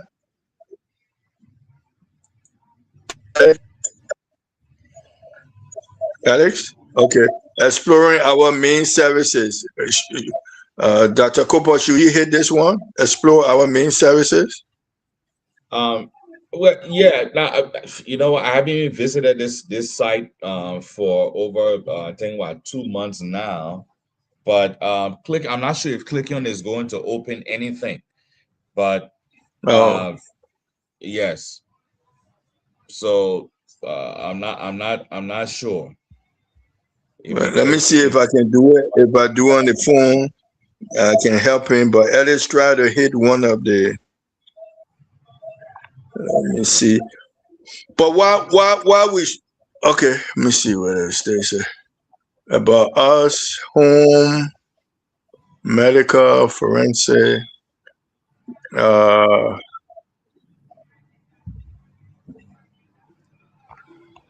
So why looking for it? Let's just go ahead. Help us understand the services you provide. So we can. Yes, so the services that I do provide, basically it entails postmortem, forensic postmortem examinations, second autopsies, um, securing witness testimony during autopsy. So, for example, if you need someone to be present whilst, let's say, the state is performing an autopsy, then I can be there as well. So you have someone who's securing credible information, okay? Because obviously when an autopsy is being done, is two things can happen. It can either incriminate a person or it can also exonerate a person. So so that service is provided as well. I also do crime scene investigations, which of course involves evidence gathering, so to speak, and also crime scene reconstruction, bloodstain pattern analysis, which all of that is under the whole crime scene investigation because the bloodstain tells a story as to what happened. And then, of course, medical legal death investigation as a whole is something that I do as well. So that's about it in a nutshell. Let's go to one of the things you talk about that you would try to do to provide services by training former police officers that you're passionate about, and you would find time and you display your knowledge in helping to produce investigator that might be helpful through all the breadth of Liberia. Can you just elaborate that how it would be done and how important you attach to that process?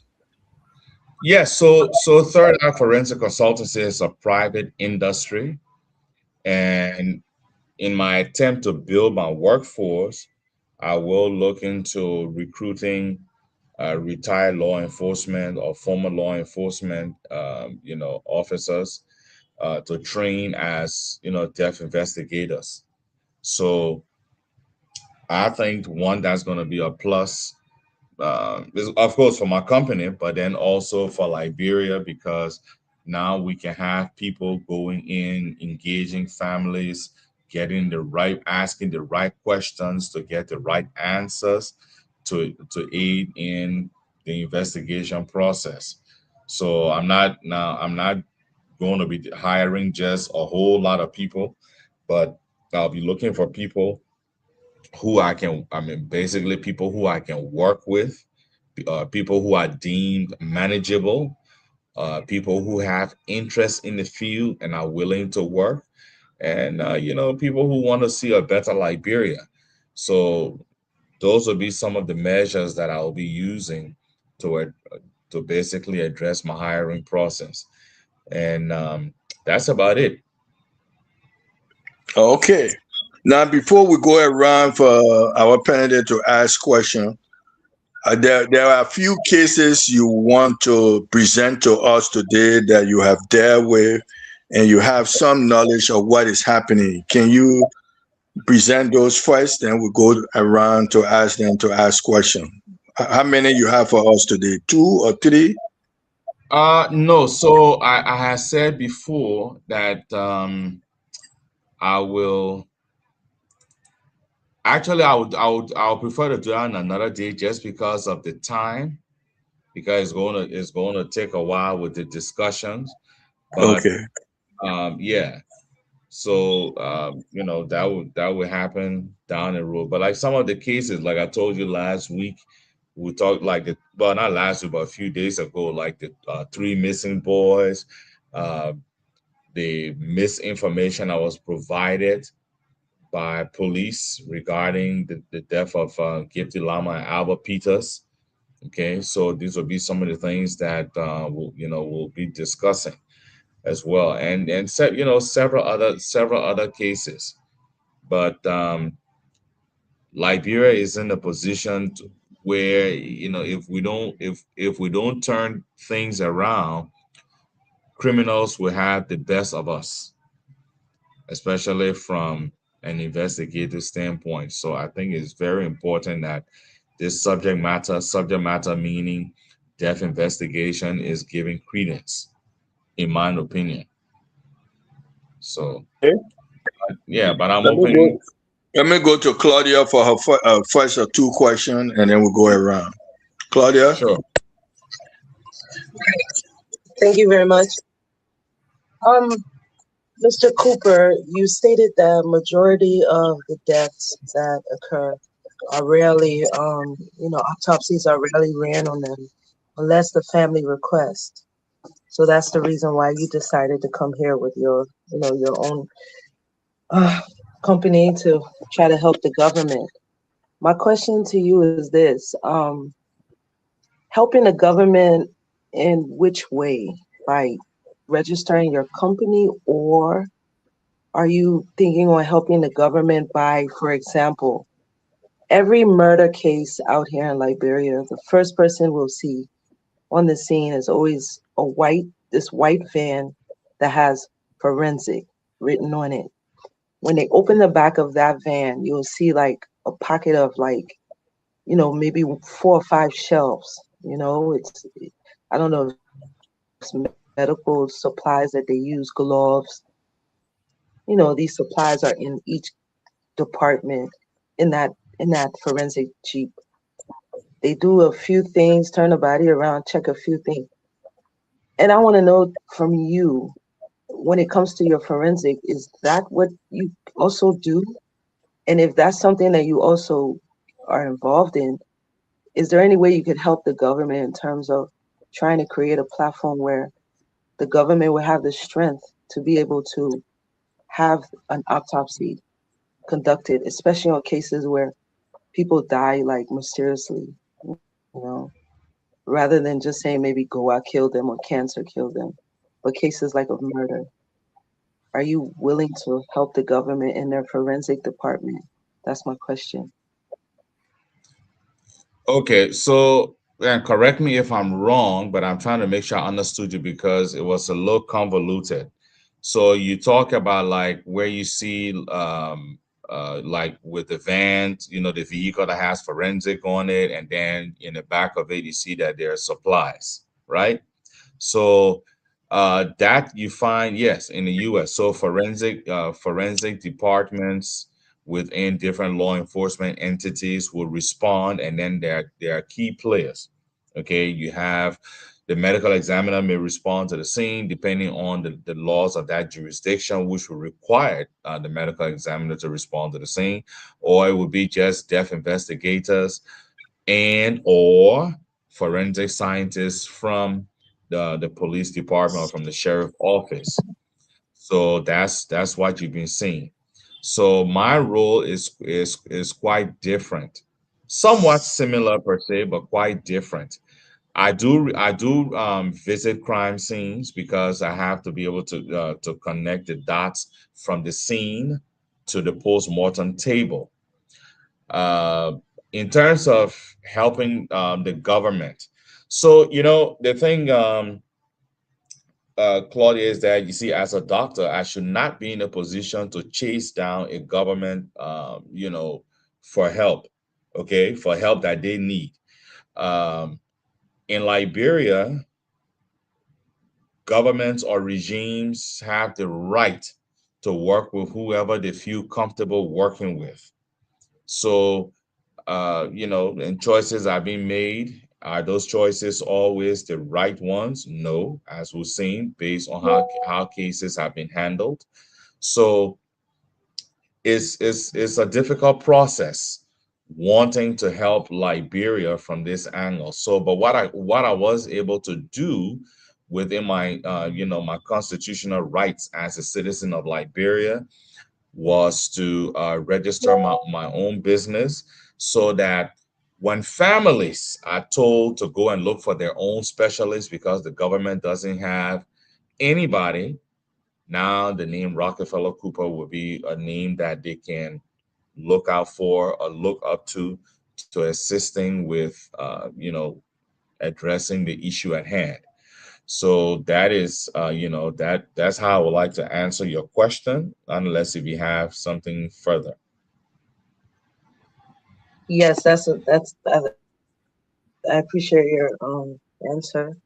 It does answer my question. My second question is this: there has been a very large scale of women being brutally murdered. And I wouldn't say murder because I'm not forensic. I don't know. They could have had a stroke, but we're having cases where bodies are surfacing, like in Marshall on the highway, Painesville, Dupont Road, Old Road, and a lot of them are under the ages of 30. Has there ever been an instant where you said, okay, let me take on the initiative without anyone paying me or hiring me to try to see if there might be some dots needed to be connected that could probably put a serial killer away or help the police to investigate a crime that they don't even know is a crime yet, but because of your initiative of taking on maybe an autopsy of 3 of the corpses to know if it's related murders? Well, so no, I have not. And the reason is because when a person dies, okay, it is the responsibility of the state to conduct an investigation into the death of that individual or individuals. Okay, so you can't just go and claim a body to examine it just because you know how to.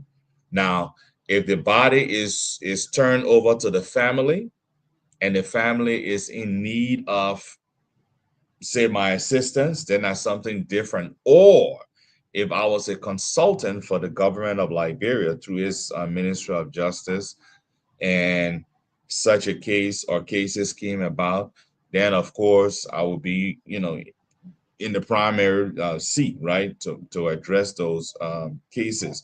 But like I said earlier, governments, and I've seen this in post-war Liberia, they have the right to work with who they want to work with, whether that person or persons is or are qualified or not, So, and it's just my way of saying that, you can't force governments to basically to buy your idea, even though it may make sense and they may know that it makes sense. But again, still, they are not forced to accept your ideas. And as a result, we've seen different cases occur over the years. So, it's a sad thing because, in my opinion, women are not respected as they are in other parts of the world, or as they should be in Liberia. And so, women are subjected to to violence in Liberia. Whether they're assaulted or murdered. I mean, this is something that happens every single day. So yeah, so that's Okay, that. so I'm not saying that you just come in and say, hey, I want to let me take this course and hey, let me just do my own thing. No, that's not what I'm asking. What I'm saying is, for example, you have the platform, 2 platforms. You have the platform to investigate, it could be a PI, and then you also have the platform to also like dissect and know exactly what caused the death of that person if you have proof that maybe there was some violence that occurred. You are employing people. If I am someone who has a private eye and I want to be a part of your company, could I get a job working with you? Well, Oh, so I'm sorry. I mean, that's probably off the grid. I'm sorry about that, but maybe someone no, is no, no, listening, might be thinking like that. right. No, no, no. The question is, I mean, I'm going to address it from a general standpoint. So yeah, so it is possible, like I said, having, qualified people, to work with. It is a small company as well, where, I'm just getting things off the ground. So it's going to be one of those things where you got to know who you're bringing on board and the exact role that they're going to play. And and once they meet my satisfaction, sure, I mean, I can, we can always work something out. I mean, that shouldn't be an issue. But I understood your question, and I guess the answer you didn't grasp it because it is not the a field that you're familiar with, like a lot of people aren't. So when a person dies, right? In as much, and I see this, in all true actuality, when a person dies, the state has to conduct the initial investigation. There's nothing that you can do about it. So after their investigation, can I still examine the person's body? Yes. In fact, so I do a lot of second opinion post-mortem exams as well. So that is something that can be done. But or if the state decides that the person's death was natural and there's no need for any further investigation, and the family feels that indeed there should be a form of investigation, as in a private post-mortem exam, then yes, I come in, that's where I come into play again. So, it's a delicate situation because of the legalities that are involved, but it's just one of those things that we have to live with, because that's how it's been, I mean, from time immemorial.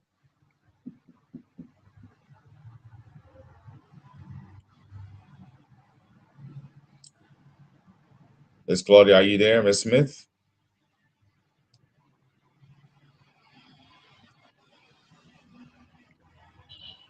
I cannot hear you, Mr. Smith. 1 second. Let me go to Honorable Christopher Nippe to answer two questions. Well, Mr. Nippe? thank you very much, Doc, for your second appearance on the show. People have interests that take them to certain places and certain professionals, such as where you are. And you mentioned that you were not satisfied with the manner in which your mother died. And I was wondering what might have happened to her to have caused him to say, well, look, I don't know whether she died naturally or there was a foul play.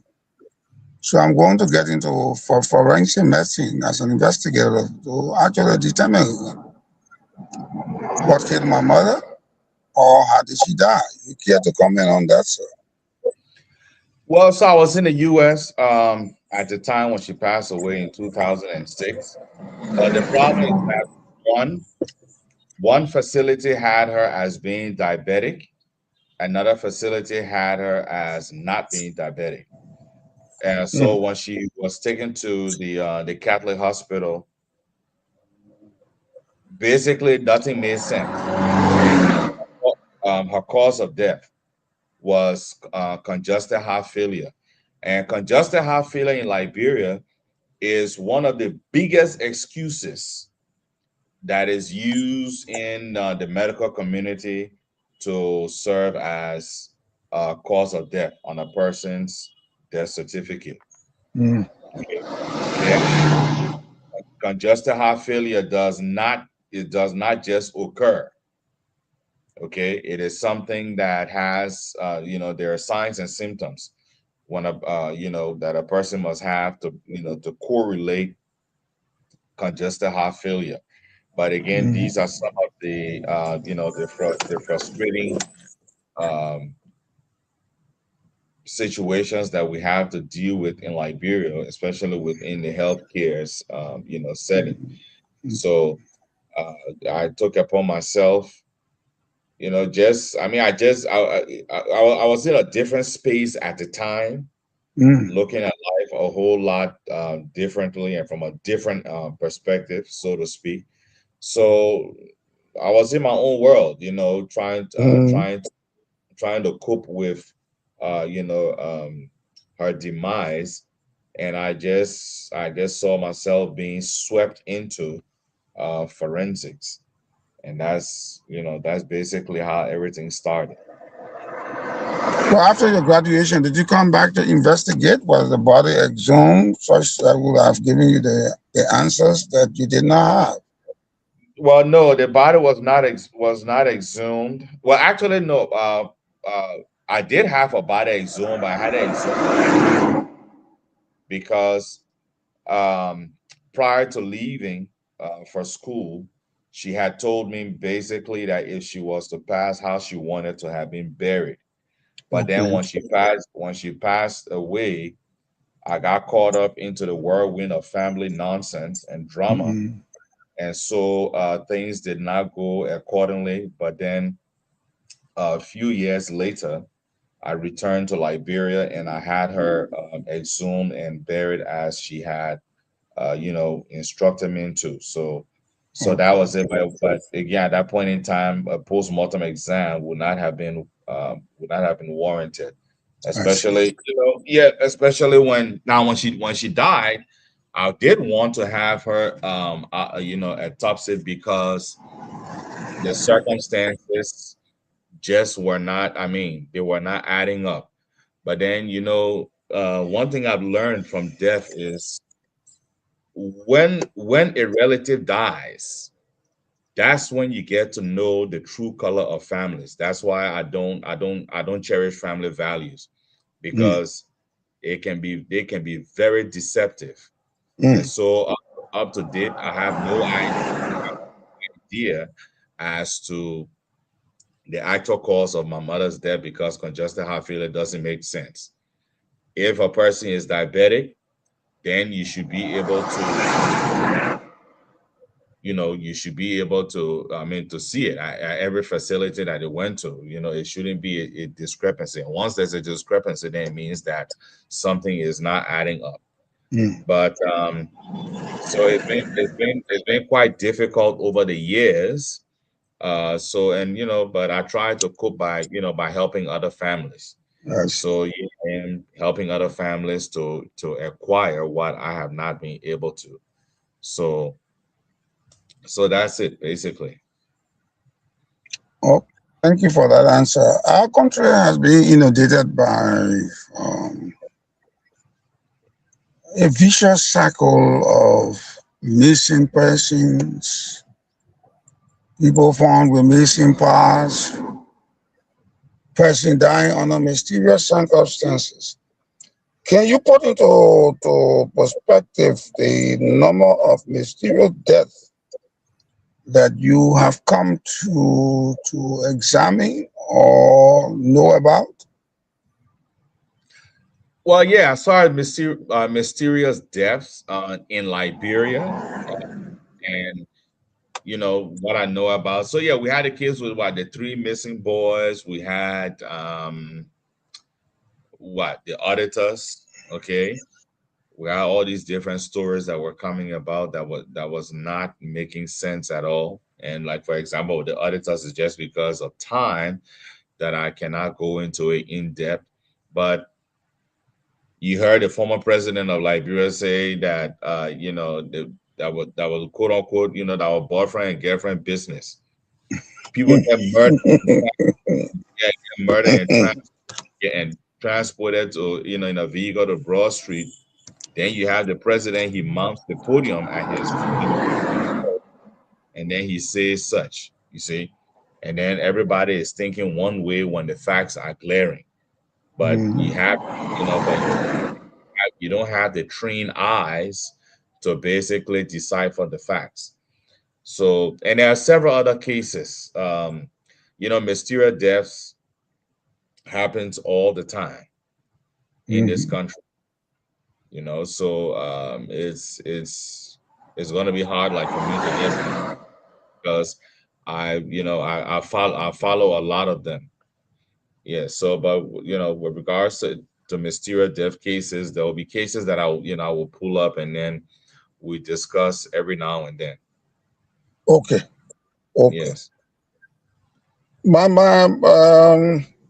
answer to that question would be, government should be interested in all of these cases that are happening in the society, especially the Ministry of Justice, the Liberian National Police, and the Ministry of Justice.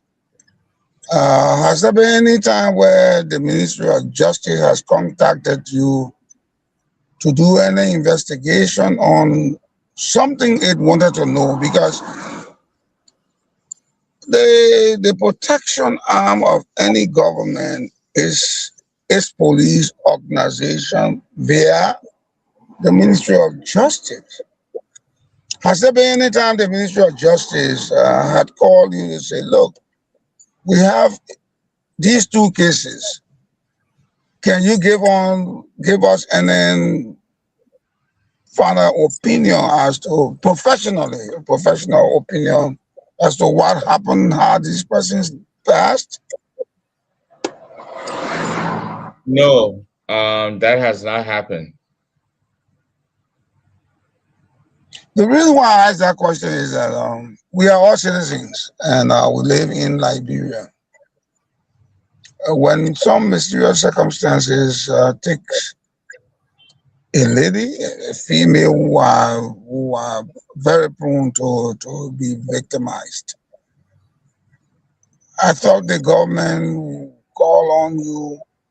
So now that it doesn't happen the way I thought it would happen, because I thought organizing the third eye was to help government, or government will provide you some leverage or the opportunity to assist it in investigating these deaths.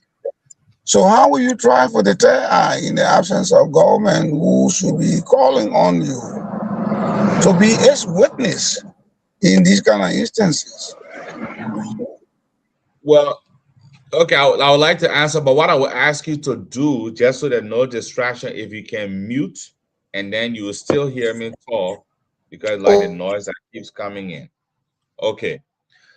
So Third Eye is here to serve the Liberian people. Okay. The government of Liberia has its rights, to work with individuals that they feel they are more comfortable to work with. I cannot force the government or chase the government down, to work with me.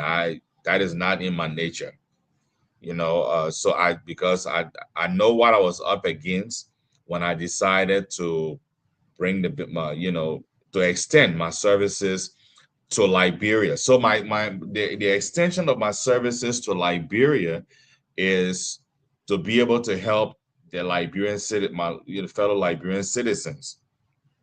The government of Liberia, as a matter of fact, I believe has its own preferred investigators that that it works with. But the ordinary person in Liberia does not have that second option, a second opinion seeker. So because of that, I decided to have my business set up here to basically help the people that are in need. So that's the primary reason of coming in. So, but of course, if the government decides that it needs needs my skill set and needs me to serve as a consultant, then yes, we can sit down and discuss. That's I'm also open to that, because at the end of the day, it's all about helping Liberia move forward. So So that's that. I see. But will you be doing the work on the pro bono basis, or how will the poor people contact you? Well, it depends. It's not going to be just pro bono, anything can happen. I may charge you a very icy cold bottle of water to a few $100s, who knows? But bottom line is, no, I don't just work for free because I didn't go to school for free. Absolutely.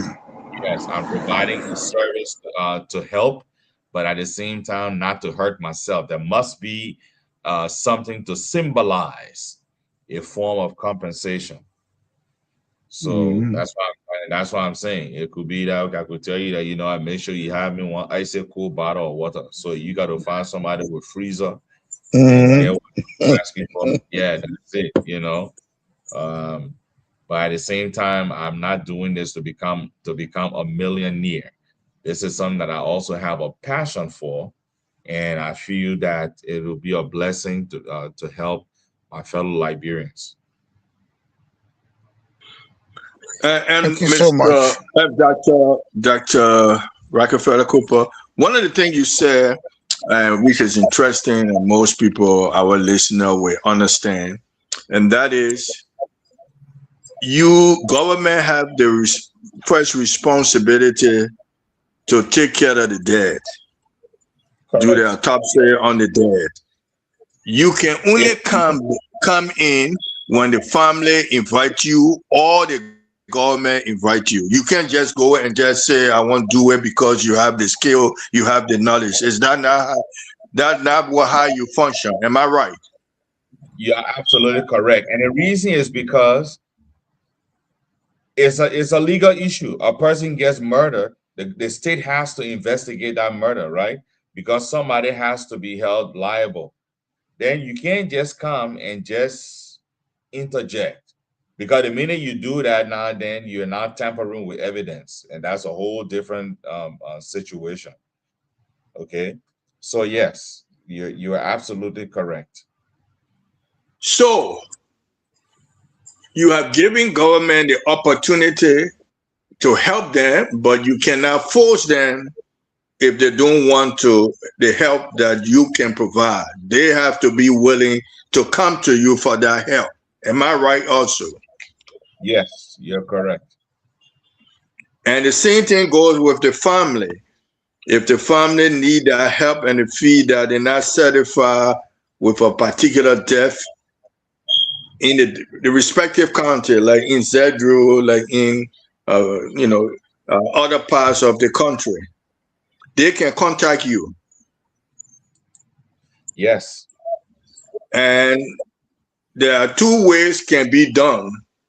Either we have to come together, which I suggested the last time you were on the show, that we can put our resources together and come to you, and depending how we put our resources together, then you can look at it, and then maybe at that point you can put your humanitarian hat on what we can bring, whether you accept it or not. That's one way.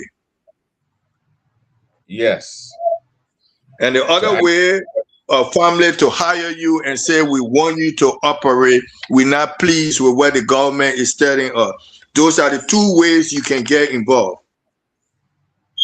Yes, because what's going to happen is the body is going to be turned over to the family. So let's say for example, you have a case where the government investigated and said that there's no need for an autopsy. There's no sign of foul play, but the family, is not comfortable and indeed wants an autopsy done. So that's one way I could be contacted. Another way is also the government of Liberia did an autopsy and gave the family a result. Excuse me. A result that they are not comfortable with. Okay.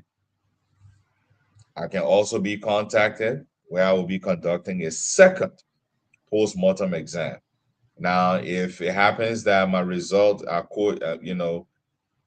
basically that they consist of facts from the first autopsy. Okay, then that's it. If there's something else, then that will also be identified. You know, so but every case is different with regards to the type of financial support that is behind the case. So, and then of course it makes a difference if I'm in the States and let's say I'm in the States and I'm being contacted to come to Liberia, versus if I'm already in Liberia and then you basically, catch me whilst you can. That also, plays a role. So you come in to provide your services to Liberia, and that is grateful on your part. You could have gone other country, remain in America, but you decided to come home. So if I should ask you, what are the two things you would like to accomplish? What would those two things be?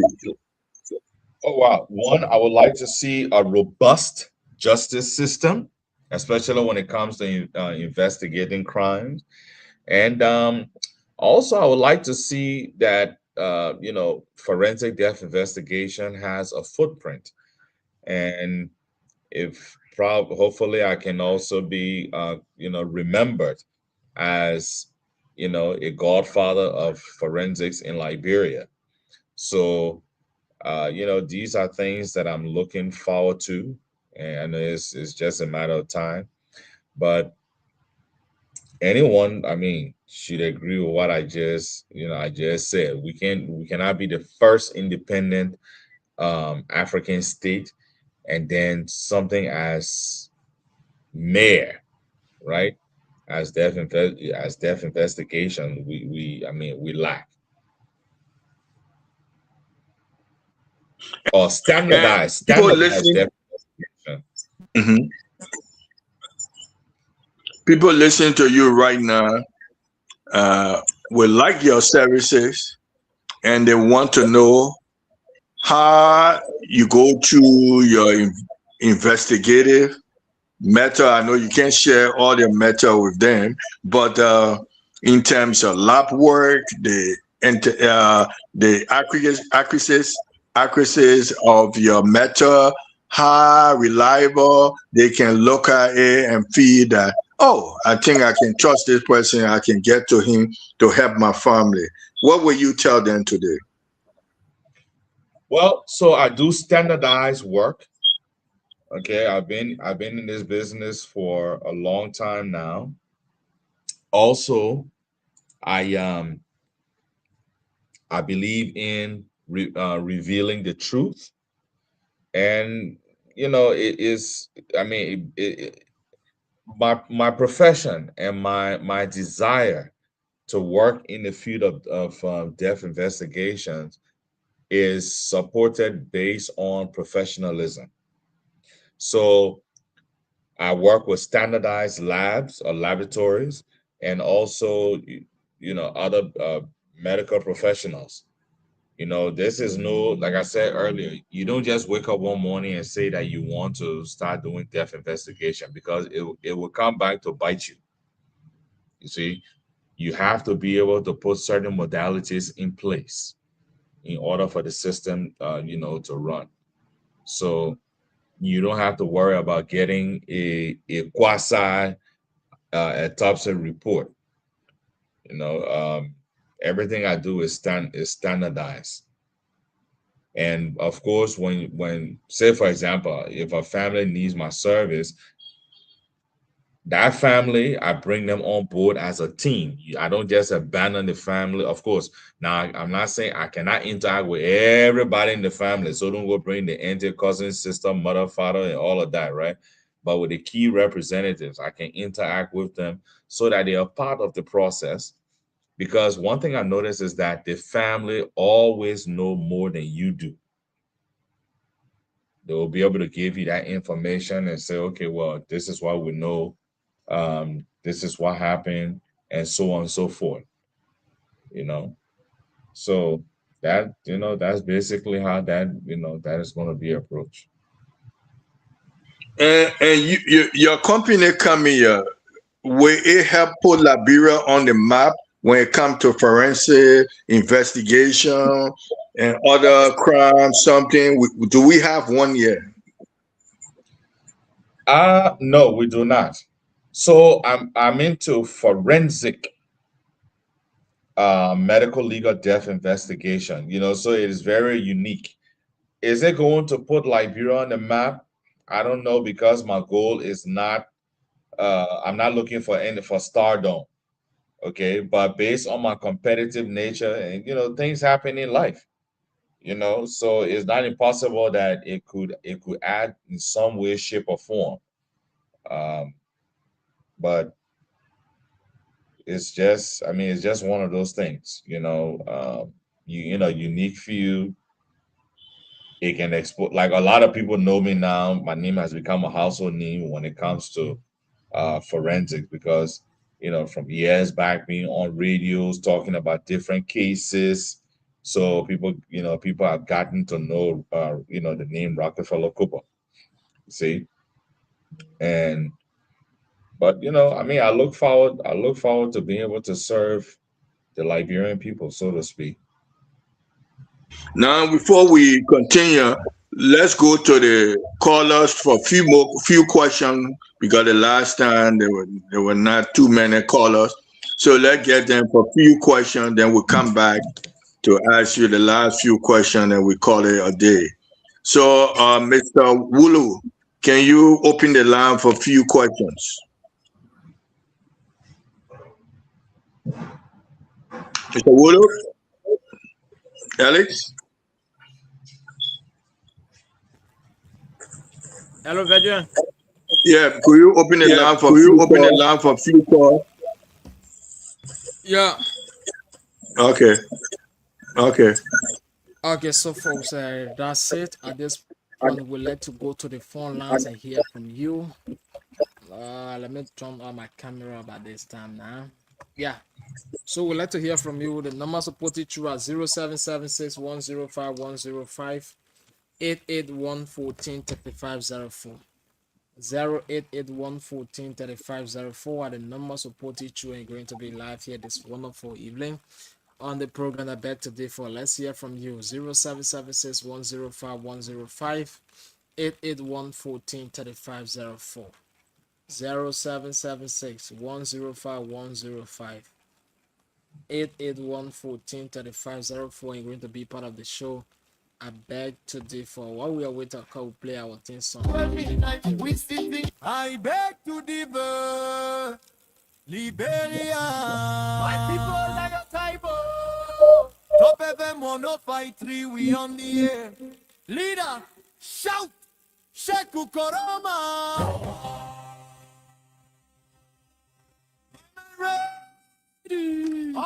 0776 105 105 881 14 3504. 0776 105 105 881 14 3504. And let's hear from you. The lines open. It's about time we take calls from you, and let's hear from you quickly here this evening. 776 105 105 881 14 3504. We pick up one or two calls, and then we go to the panelists. Let's pick with the Katu here this evening. Welcome to the show, the Real Captain. Now you got it right. You got a veteran, you got a retired captain.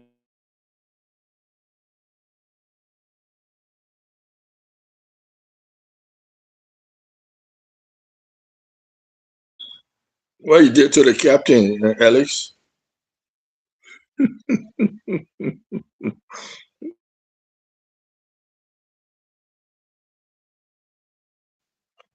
We can't hear you. We can't hear you. Firstly, congratulations to the professor who explained to us about this brilliant idea. Now my question is, do we have an institution in country Liberia wherein maybe gradually, as in approaching his 99 years old pretty soon will turn to 100 plus, where you'll be retiring, that we can run to say, hey, there was somebody who is no more there and you are there. Is there anybody or institution that is building up such a brilliant man like this that we got in Liberia? The second question is, Professor Smith asked a question. So we want to know whether incident of such take place before. That is, when such a thing like that happens, the government either have to invite you or the family member invite you before you go there. You don't just go there because you feel you know it or you got all documents in your possession that can identify you of being a forensic or professional person. So I want to know whether it happened before. If yes, we gave one or two instances, especially to him or Mr. Smith, so that some of us can know and learn from it. Thank you for having us. Thank you so much for being part of the show, Bidekatu. Of course, you can do the same by calling on 0776-105-105, 881-14-3504.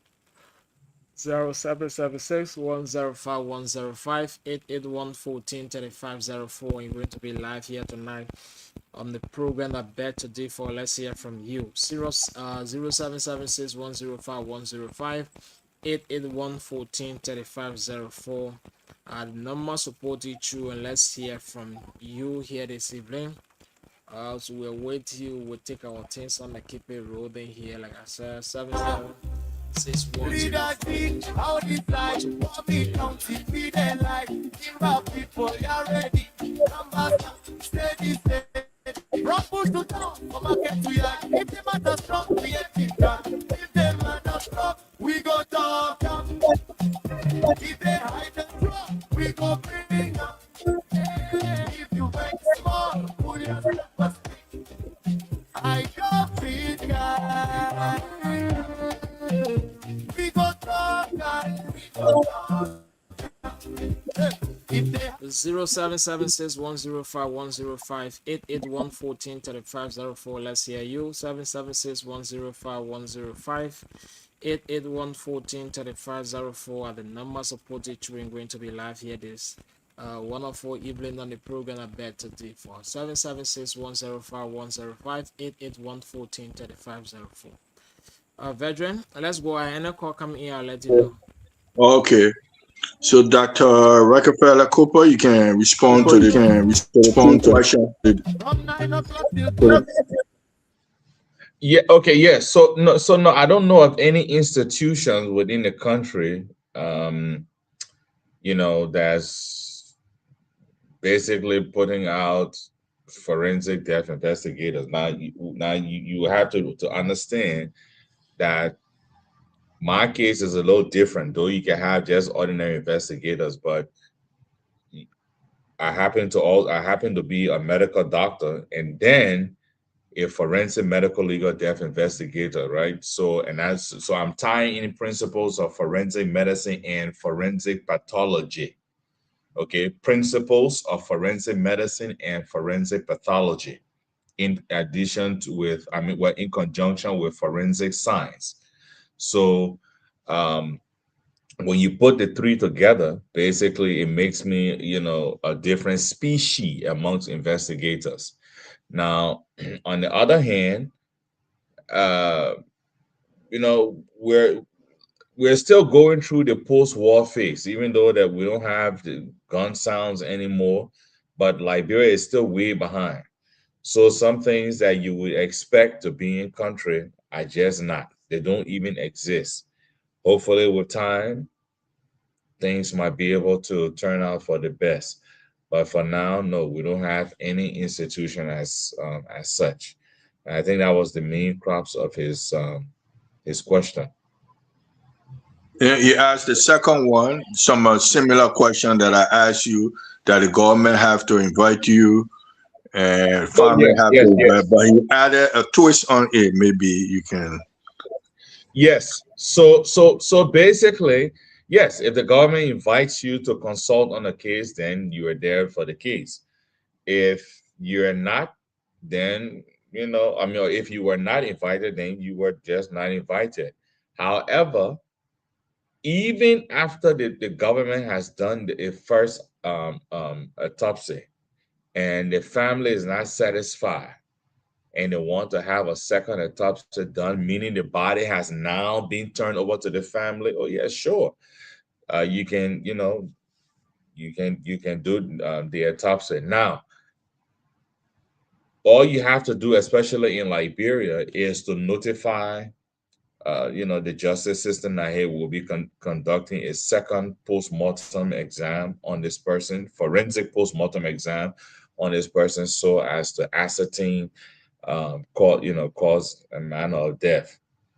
And so we'll be doing it. We'll be using Dr. Cooper, and that's it. So is there, maybe for lack of a better way to put it, have there been an instant where you see a situation, maybe the way this person passed away, like how, what's her name said, Pressure Cooper, and how she passed away, and can you, for humanitarian reason, whether the family call you or government call you, but you stand for a distance and you look at it and say, you know what, something is strange about this. Is it a ground you can go and say, maybe let me talk to the family and see where I can help that family, or the family have to invite you before you can do that? Well, yes. Now, have I engaged families in the past? Yes. And that's just to say, well, you need to look, to look further. Not so much because I'm engaging you to use me, but just so that there will be clarity, because you have some of those cases where, I mean, it's just not adding up, but the family, I mean, these are just lay people, right? They don't understand, but what can they do? They have to just accept whatever is being said. And that's one of the key things I'm trying to also instill, is that for people to know that you don't have to just accept an autopsy finding, that there's an option. Because you see, once there's an option and the people know there's an option, then y'all can start to address things accordingly. Okay, let me get to, before I get to Mr. Nippy, to ask two questions. Is there a time limit how long a government can keep the body of someone loved one, or it's up to the family to go to government and say we need it? So what is the time frame? And then if you give that time frame, when can you come in, or they can invite you to come and help them? Yeah, so the thing is, there's no set time frame as to how long the government can keep the body. Of course, keeping the body for 3-4 months doesn't make sense. Okay, so the issue here is, once the government has conducted an autopsy on a body, they should be ready to release that body. Okay, precisely to the family, because after the autopsy, okay, that aspect of the investigation is done. So it's for you now to move on with what else you have to move to move on with, to contribute towards resolving the case. But another option is, okay, I could be present when the government is doing the first autopsy. So remember, one of the things I do is, to secure witness testimony. And then that will now be to share my findings and opinion with the, what do you call it? Like, defense counsel, right? So that they will know exactly how to, to move forward. But yeah, so all in all, it can be a difficult situation, but I mean, it's just the nature of the game, so to speak. Okay, Mr. Honorable Nippy, any follow-up question? Just one follow-up question. We have a pending case that has a link to South Africa. I was wondering whether the government has approached you to referee sort of whatever some other pathologist or coroner or what have you have done, whether the government has called you in to render service in the pending case of Mrs. Jackson. Has there been any such approach? So, no, I have not been contacted by the government. However, I am consulting with the defense counsel on that case. So, so that's where it stands as now. In other words, you were brought in by Mr. Jackson, right? Not quite. It happened that I was heading to Liberia when I was engaged on the subject matter, and I agreed to work along with them after reviewing the merits and conducting my own investigation. To a certain point, I felt that yes, I could work along with him. With the defense, not the prosecution. Not the prosecution, with the defense counsel. I see. Yes, sir. So since you will be working with the defense counsel, is there a time frame where this matter will be concluded? Because I don't know whether the body has been sent to South Africa or it will be buried here. That now where the body is being buried, that's going to be a family decision. But you know, once the case goes through all the loops and hoops that it's supposed to go through, I'm pretty sure that there will be findings presented. There will be findings. Do you have anybody coming from South Africa to represent that government? I'm not sure. I know the South African embassy, you know, was made aware, and then also I believe that maybe there, I think a family member or members that that is or are here as well. Yes. So has the process begun? Oh yeah, I mean they've been, you know, it's been all over the news. Mr. Jackson was arrested. No, I mean the forensic process, the forensic investigation has been commenced. I believe that will be commencing very soon.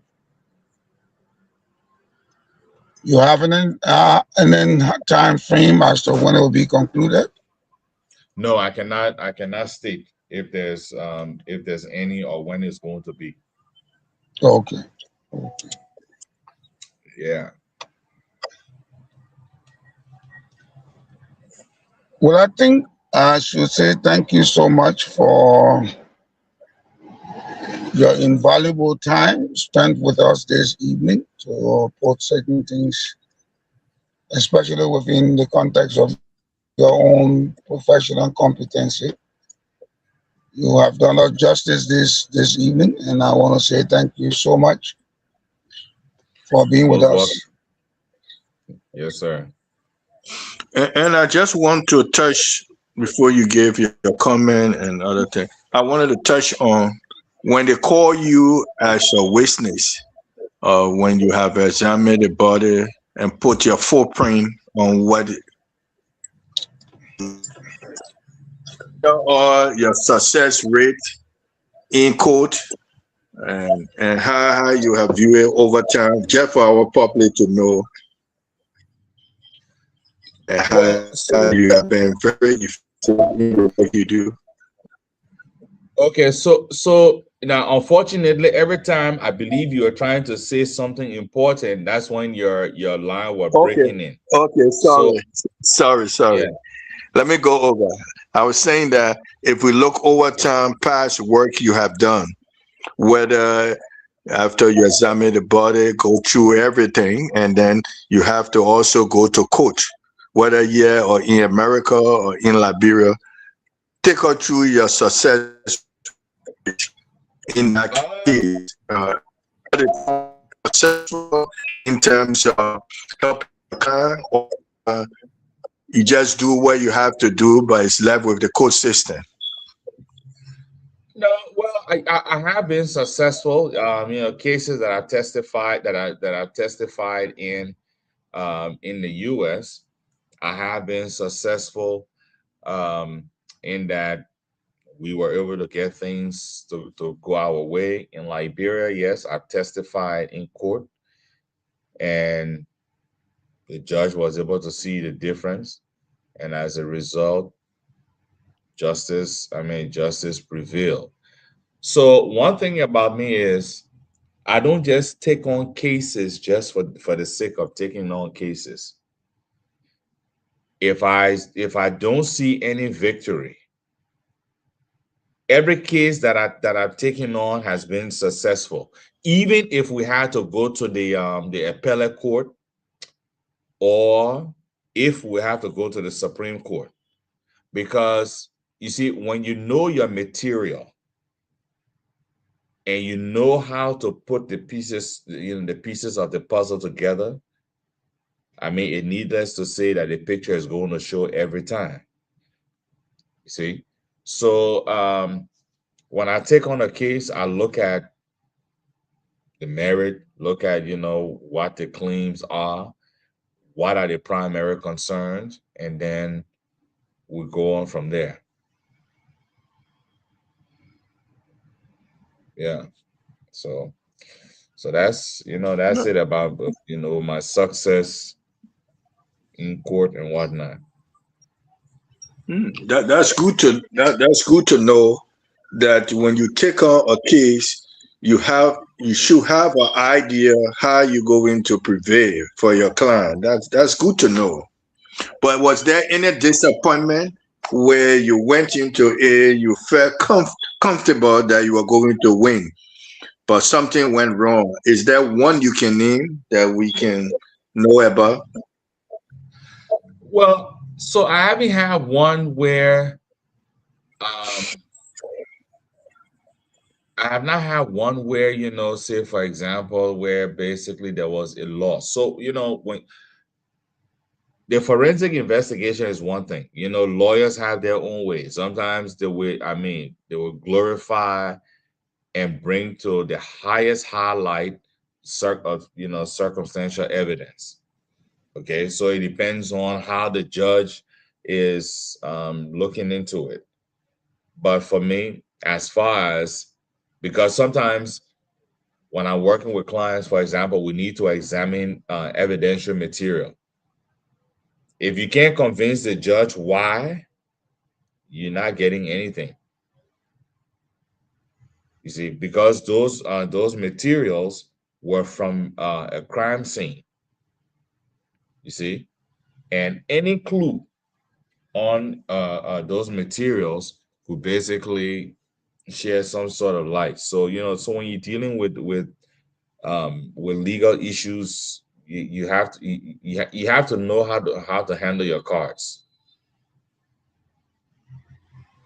Mm-hmm. Yeah. So looking at, before I will conclude with that, you gave your closing comment. Somebody drowning, and someone maybe have a health issue, and you have to investigate both. Somebody, they said that they went in the water, they got drowned, and then somebody say health issue. What would be your approach to these two? Are these difficult cases, or they are easy cases? Drowning cases can be easy and they can be difficult. It depends on several factors. Okay. Does somebody have a heart attack? Does somebody have a seizure? Okay. Was it that they didn't know how to swim? you know, there's so many factors that you have to take into consideration, which if I start to list tonight, will be until tomorrow morning. But there's a lot that you have to consider, definitely. And I mean, I've had cases before. Sometimes, you know, the case is just there's not enough to give a generalized manner of death. You know, for example, yes, the person died from a gunshot wound by all indications, but was it done by them or was it done by someone else? Now, there are other factors that we have to rule out to basically say that, okay, no, this person died because of this or died because of that. You know, so that's that for your question. So, could you give your closing comment or anything you felt that I did not ask you could be helpful to the public? You can use this opportunity and put it in your closing comment. Okay. Well, you kind of broke up. Can you just repeat that for me, please? I said this is time you in charge to give your closing comment. Anything you felt I did not ask you or need clarification, this is an opportunity you can take in your closing comment. Okay, wow, another closing comment. Well, I mean, so fellow Liberians, I mean, I think you've heard it all tonight. I'm a fellow Liberian who has taken upon himself to be of service to us all. So you can rest assured that my services are going to be top-notch, free and fair, and you know, and to know that you have an option. So without being, you know, any other further ado, because you know I'm really not a big talker. I'm here. I'm here to help. If my services are needed whilst I'm not in country, is, you know, to contact me and see how we can move forward. But most important of all is that we now have an option. You know, your body doesn't have to just stay at the you know, at the morgue, and then you rush to go and bury it because you've been told to bury since the body is decomposing. When that body could have been examined maybe 2 weeks ago. You know, so basically, you know, that's it. The Third Eye Forensic Consultancy. Basically, we're going to be operating out of the A.B. Anderson Funeral Services on Lynch Street, directly opposite the office of the Association of Female Lawyers of Liberia.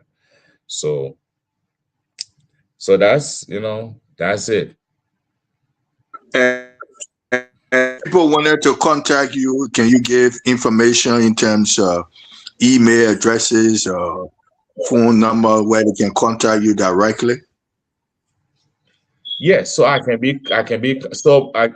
okay, so my website is www.3 R as in Romeo, D as in dog, and then I, like your eyes, right? But I, and then forensics, FORENSICS.com. So on there has my email, but you can also email me at RCooper@thirdeyeforensics.com. So I can answer your questions, point you in the right directions, and then, of course, you know, to see how best I can be of help to you. So thank you very much for being our guest today, tonight, Dr. Rockefeller Cooper. So what time of this week we can have you to go to a few cold cases?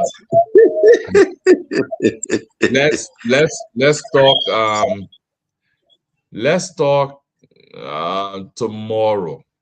Okay. Yes. Okay. Yes. Okay.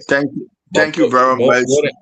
Now let me say here, more than likely that may start, say maybe week after next week after next. Okay. So yeah. Okay. Yes. So okay. Thank you very much.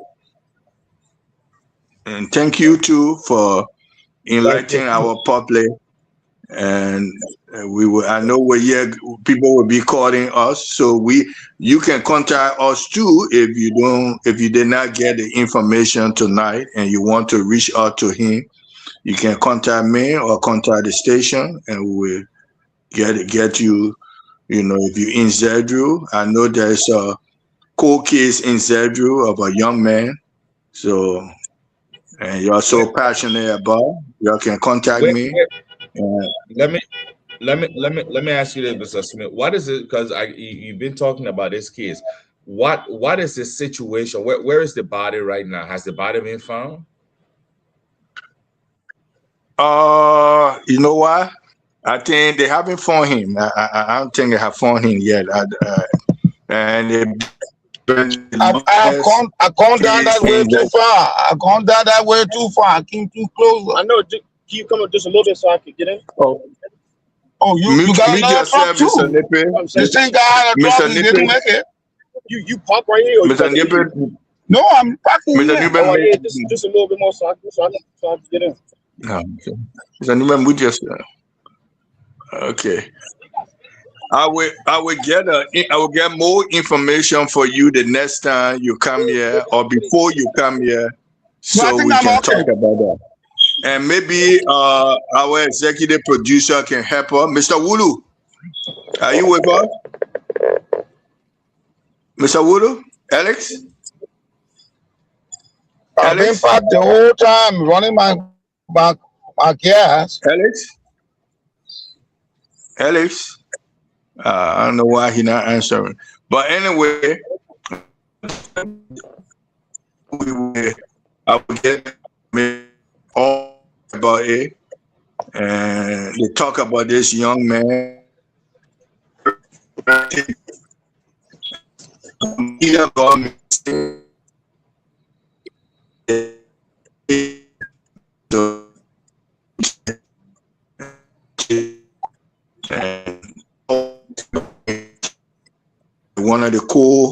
One of the few cold cases in Grand Jita that they haven't resolved yet, a young man. So a lot of time when we have program, they said they want closure, but then when the term of court come, no result for this young man, whether he had been found or what happened to him, information. But I can promise you I will get to the bottom of it. Okay. Listen, yes. So good night, everyone, and we'll talk later. Okay, thank you very much. Thank you. Okay. So, Mr. Nippy, as usual, you do your closing remark. Do my closing, then you end with your closing and the way you greet your people and close with your people, and you do all at once. So, or you want for us to talk on other subject before you close, or you just want it's okay. My sister has to call. Okay. So thank you all for being our guests today. We have two halves of our show, and hope you enjoy both. And hope you enjoy both Dr. Rockefeller Cooper. So if you know of anybody facing death or unresolved death, you can feel free to contact me, and then I will put you in touch with him if you want some kind of resolution for your family or your loved one or your friends. We have it yet. So the bottom line is just for us to work together as a team and see what we can put in front of him. You can't let your loved one remain what were the cause of their death not answerable. Now you have someone, a Liberian, who can do it. So don't feel shy of wanting to do that. And then on the first half, we have domestic situation, and Dr. Ruth Towaj explaining herself. So I hope you listen to her. So that's a domestic something. And so I hope you'll be the judge and see, to look at that too. And at this time, hope on Monday we'll be coming with another edition. I beg to differ. Hope I can be have been the veteran have served you well with questions that I asked and information we have provided. So stay tuned to Monday when the full team will be here. 5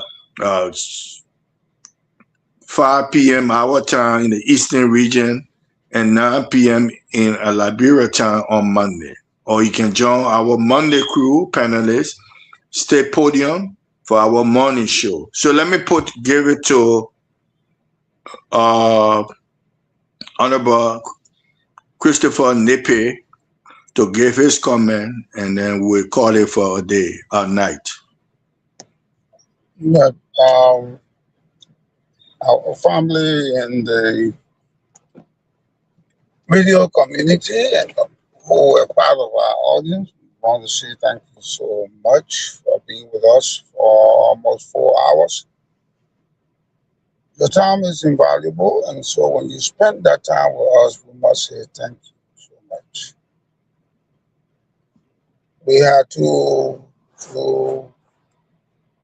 subjects to discuss. One was a domestic issue, and my advice was you are in court, and we'll be doing the wrong thing to you and your spouse for inviting you on the radio to discuss a family matter such as divorce, especially when it is in the domain of the court.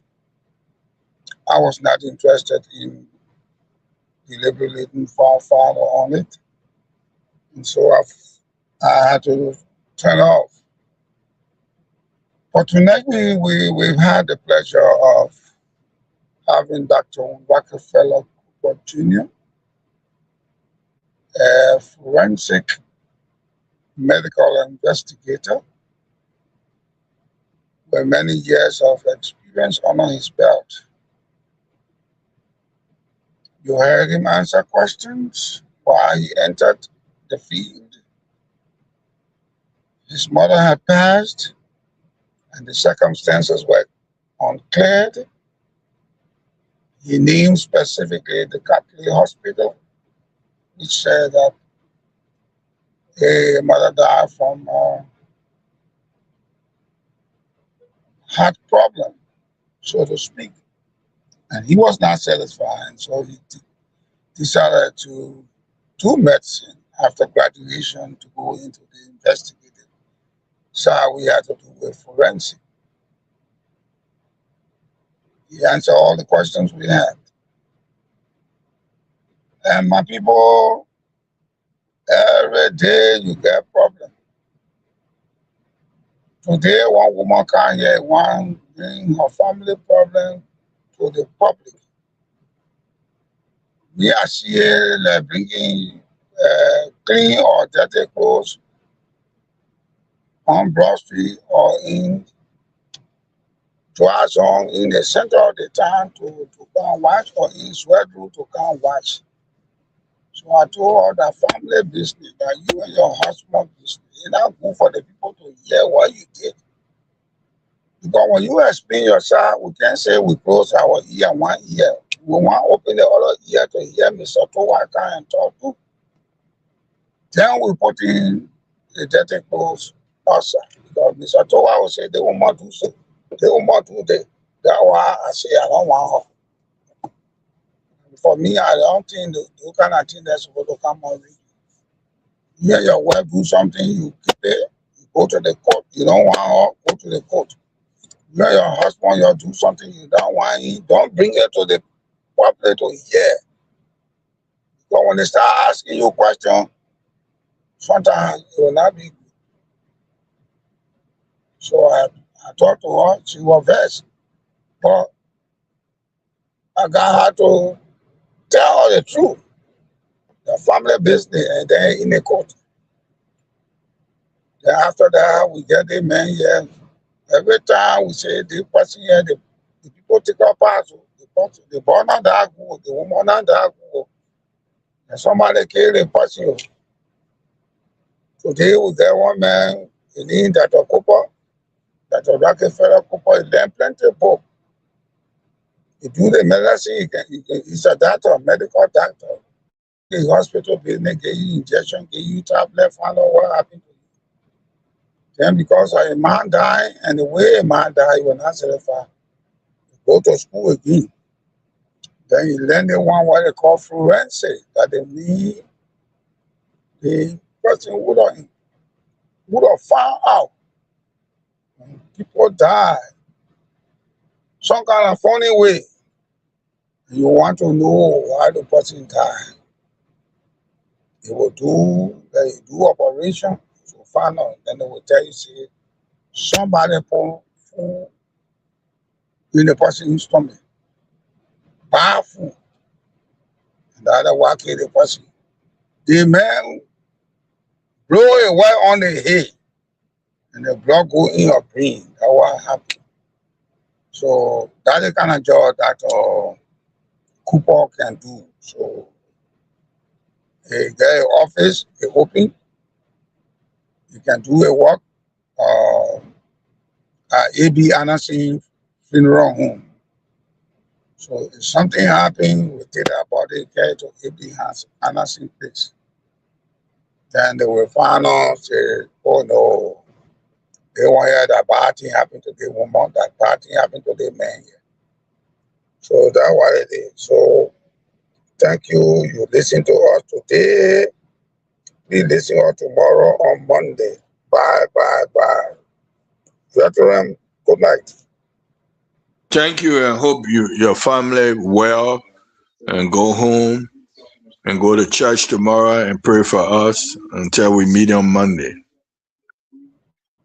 I'm always at mass. I'm a Catholic, a sacramental Catholic. I'm always at mass. And before we close, saying you're Catholic, could you tell us briefly what it means for Pope Leo visit to 4 African countries this week? Now he in Angola, he will end with Equatorial Guinea, he will go in Algeria, and he went Cameroon. What does mean for you all who are Catholic or those who are not Catholic? Because what he's talking about is beyond whether you're Catholic or not. Peace and hitting key points for all of us. When you explain like that, now then you have answered the question. You asked me the question, then just leave it at that. No, I will just leave it. The Pope is only saying one phrase: holistic humanity. Holistic humanity. Total human being interest. Because we are one race. There are not 10 races. God didn't create 10 races. God created the human race. The Pope is simply telling people all the money you're looking for, you will lose it. But thrive on love. I want my generation to be rich. The Pope is saying, you will lose all that stuff. In simple terms, what does it profit a man if he gains the whole world? Leaves it with his children will leave it with the other people. But at the end, they all lose their souls.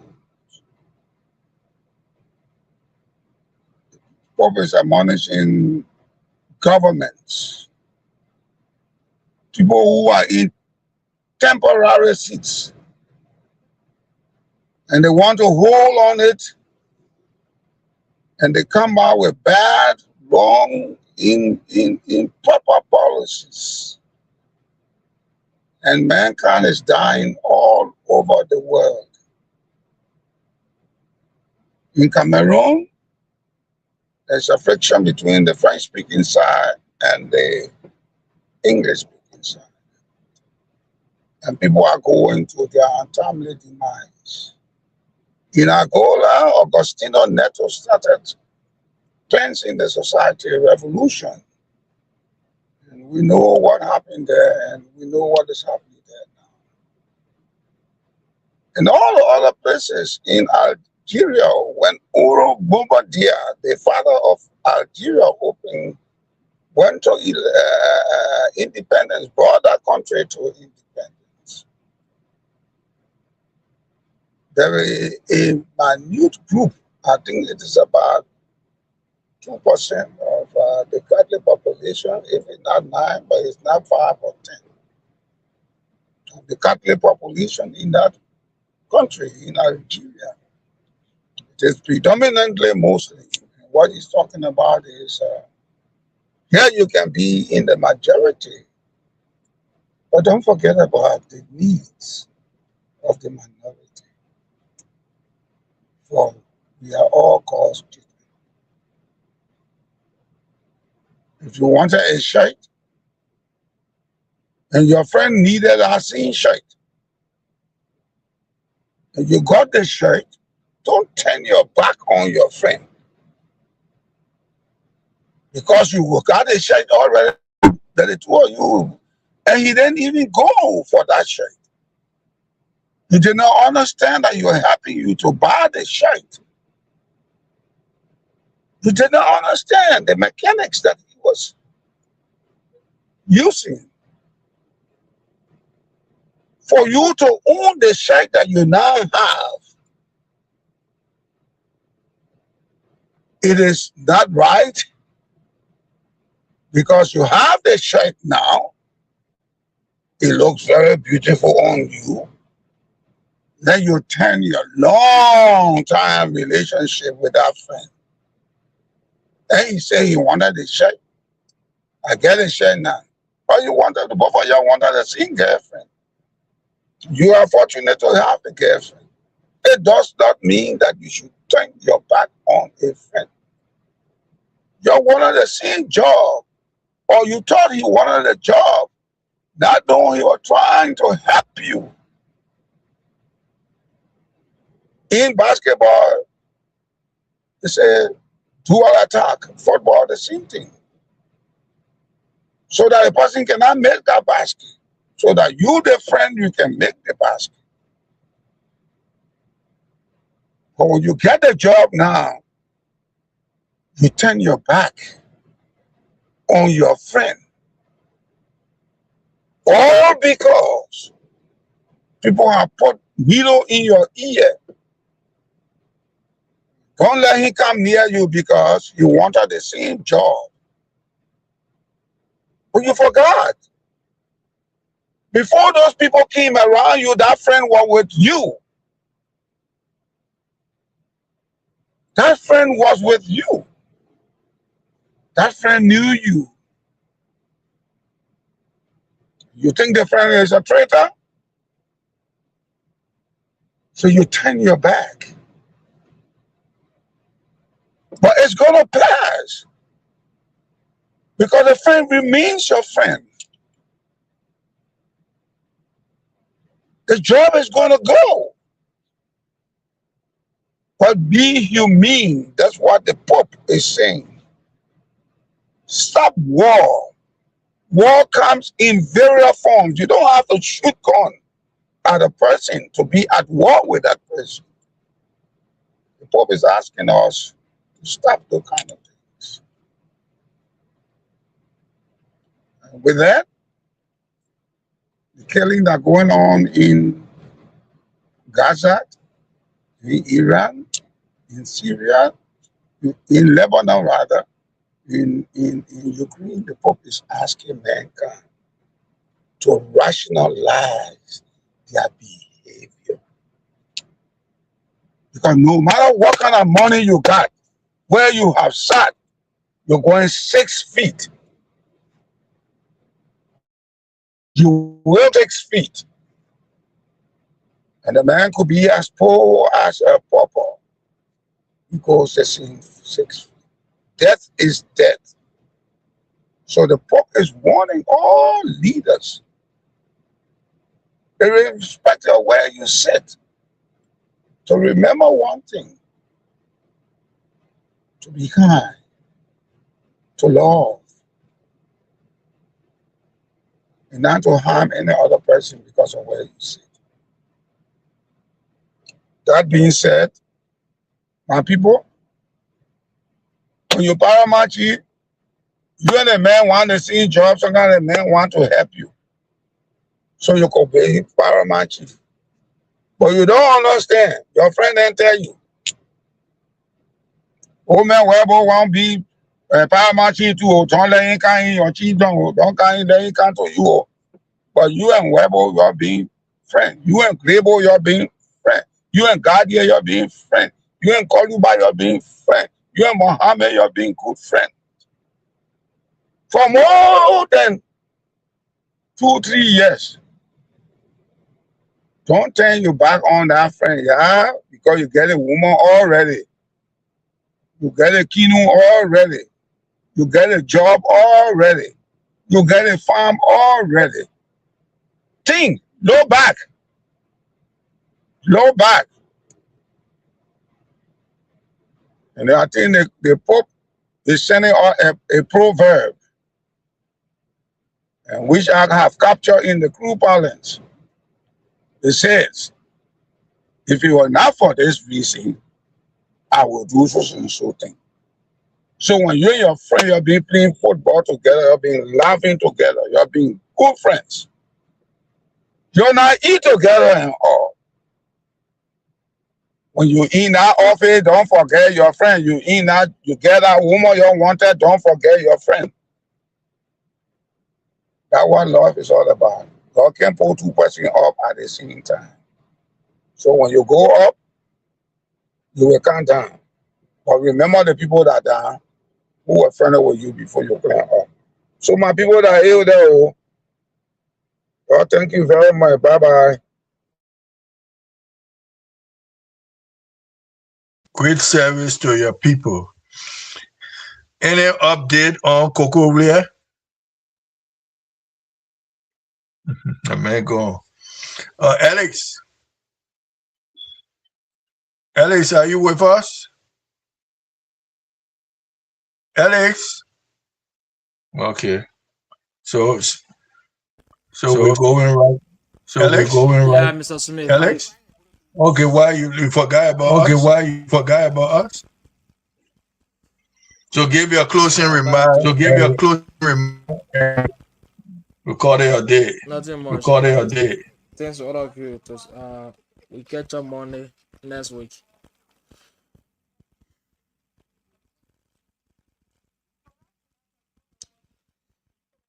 Well, so first, for those of you watching us, this is what time that will go off to be back on Monday on the program that bet today for let's say many things. So all of you, we appreciate you for your comments, sharing. We do appreciate it for doing so. I will hope to be back Monday super and healthy on the program bet today for. Thanks to all of you. Mr. Smith. Good night. Good night. Good night. What are you gonna something?